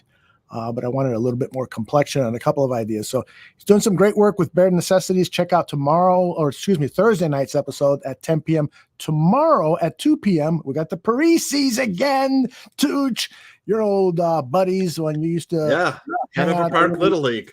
There you go. Did you ever ask him about the Hanover Park Little League? Okay. Yeah, they definitely remember you. They definitely remember you. Yeah. So they're on their Bar Down Hockey Talk. They're going to have a cast member from the CBS hit show Brothers. What's the show called? What the fuck is the name of the show? Big Brother. Excuse me. Big Brother. Wow, very nice. Yeah. Yeah. And one of the cast members for this year's edition of Big Brother is a huge NHL hockey fan. So they're going to talk hockey and also talk about the CBS hit show Big Brother. Yeah. So that is at 2 p.m. Central. I will be on the Irish Bears show at 3 p.m. talking football. I will be attending camp again tomorrow. So they've asked me to come on and share what I've saw and heard. And then at 7 p.m., it'll be the Mac and Reed show. Those guys have got a lot of Bears talk, and I love their pop culture take. One of the things that's been really cool is they talk a lot about hip hop music, which I have not followed much. So I'm learning a lot from them. There's certainly a lot of artistry in hip hop music, but I have found that sometimes I found something distasteful and I've stayed away from it. But they've made me appreciate more of the hip hop songs that I've neglected to listen to over the years. So that's one of the charming things of their show. And then tomorrow night, also science fiction. I'm not sure what the guys are covering tomorrow, but you better believe they will cover it up and down, left and right. Jordan says, for those tuning in, going to try to answer any and all football questions on Thursday that you might have. Think of it as football 101. If you want to know coverages, fronts, concepts, etc., Jordan is going to answer them for you. Great tease there, my man. Nice. Yeah. Swanky just joins us at 11 o'clock. Here. Yeah. Swanky, I am going to suggest that because you and I have talked about this offline, you'll have to go back and listen to my rant on our old friends. That's all I'll say. Swanky got kicked out of there too, didn't he? Or got ticked off over there too. They pissed off the Swank. Swanky and I are going to get together for a beer very soon, so we'll talk about it then. But I need Jordan to go over some RPO for me. Yes, RPO. Give us some Justin Fields RPO prediction. Mm-hmm. Here's something that I want Jordan to do maybe on a future show if he's not going to talk about it on Thursday. Is I sent him a link to Kurt Warner diagnosing that Packers playoff loss where they just could not get the offense going. And Warner was really, really critical of some of the concepts that the Packers offense was running. And so when you watch that, you can't help but wonder, holy shit, was Luke Getsy responsible for any of this? They were basically running players into zone coverages and stopping, okay, this guy's guarding me here, so I'll stop and look for the ball. And Warner would repeatedly say things like, I don't know what they're doing here. I don't know what they're doing here. So Jordan, with his critical knowledge of schemes and stuff, I think he would be a great a person to look at that tape. So hopefully he'll do that in the next week or two or so. Yeah, very cool. You got Kurt Warner from Keokuk, Iowa. Mm-hmm.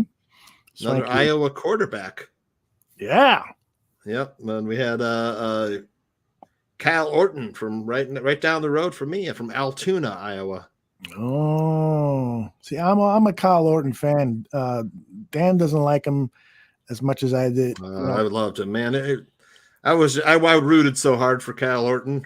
I was I don't know what it was. When they traded him, I was actually a little disappointed. Yeah, it's excited for the arm strength and the athleticism of Jay Cutler, first round draft pick, Pro Bowler in this rookie season.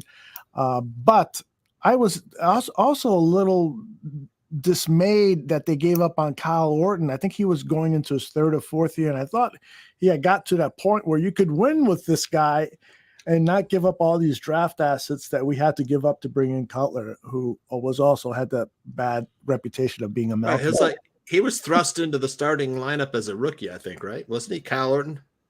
Yeah, because of an injury to Grossman. Yeah. And I was just like, you got to admire that. This is a kid who's first time playing in the NFL, And he, I think we were like 10-5 or something with him or something. Mm-hmm. Yep. Orton and draft picks might have been better than Cutler. I want to say that definitely possible. Definitely possible.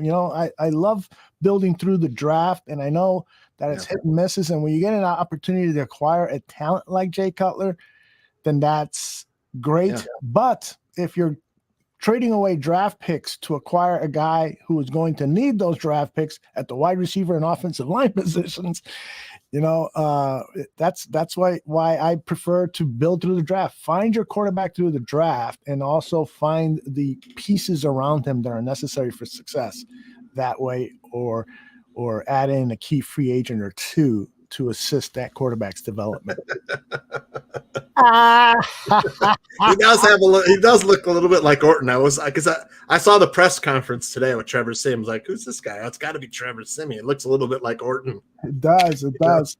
Trevor Siemian actually looked pretty good in practice today. He looked sharp. As you would expect a veteran to look, though, you know. Who knows the offense and stuff. But let's just hope that we don't see him play a single snap of NFL football other than coming in for the victory formation in a couple of games. Yeah. All right. I got to get some rest because it's an early day for me tomorrow to go to Bears camp. So, right. Tooch, you are the man. Thank you for everything. And I want to thank everybody in the chat room. And again, I apologize for going off so long with my own personal demons. And of course, Dan Aguirre is the absolute best. So we will be back here next week. And we've got tons of more football. The best way to stay on top of stuff is to subscribe to our Barroom Network YouTube channel, or follow us on our Twitter page at Barroom Network. Oh, by the way, our Facebook page is really starting to heat up. Retro has taken over the management of that page, and he is going to have some exclusive stuff that you'll only find on the Barroom Network Facebook page. So if you're a Facebook watcher, make sure you go over there to the Barroom Network page and subscribe to it so you can see some really cool stuff. And Tooch, you can find him on Twitter at John Santucci VIP. He is the man. He's entertaining, and he's damn good looking. Holy shit. All right, everybody. Good night. Where's my closing video? God damn, I wish you had it queued up.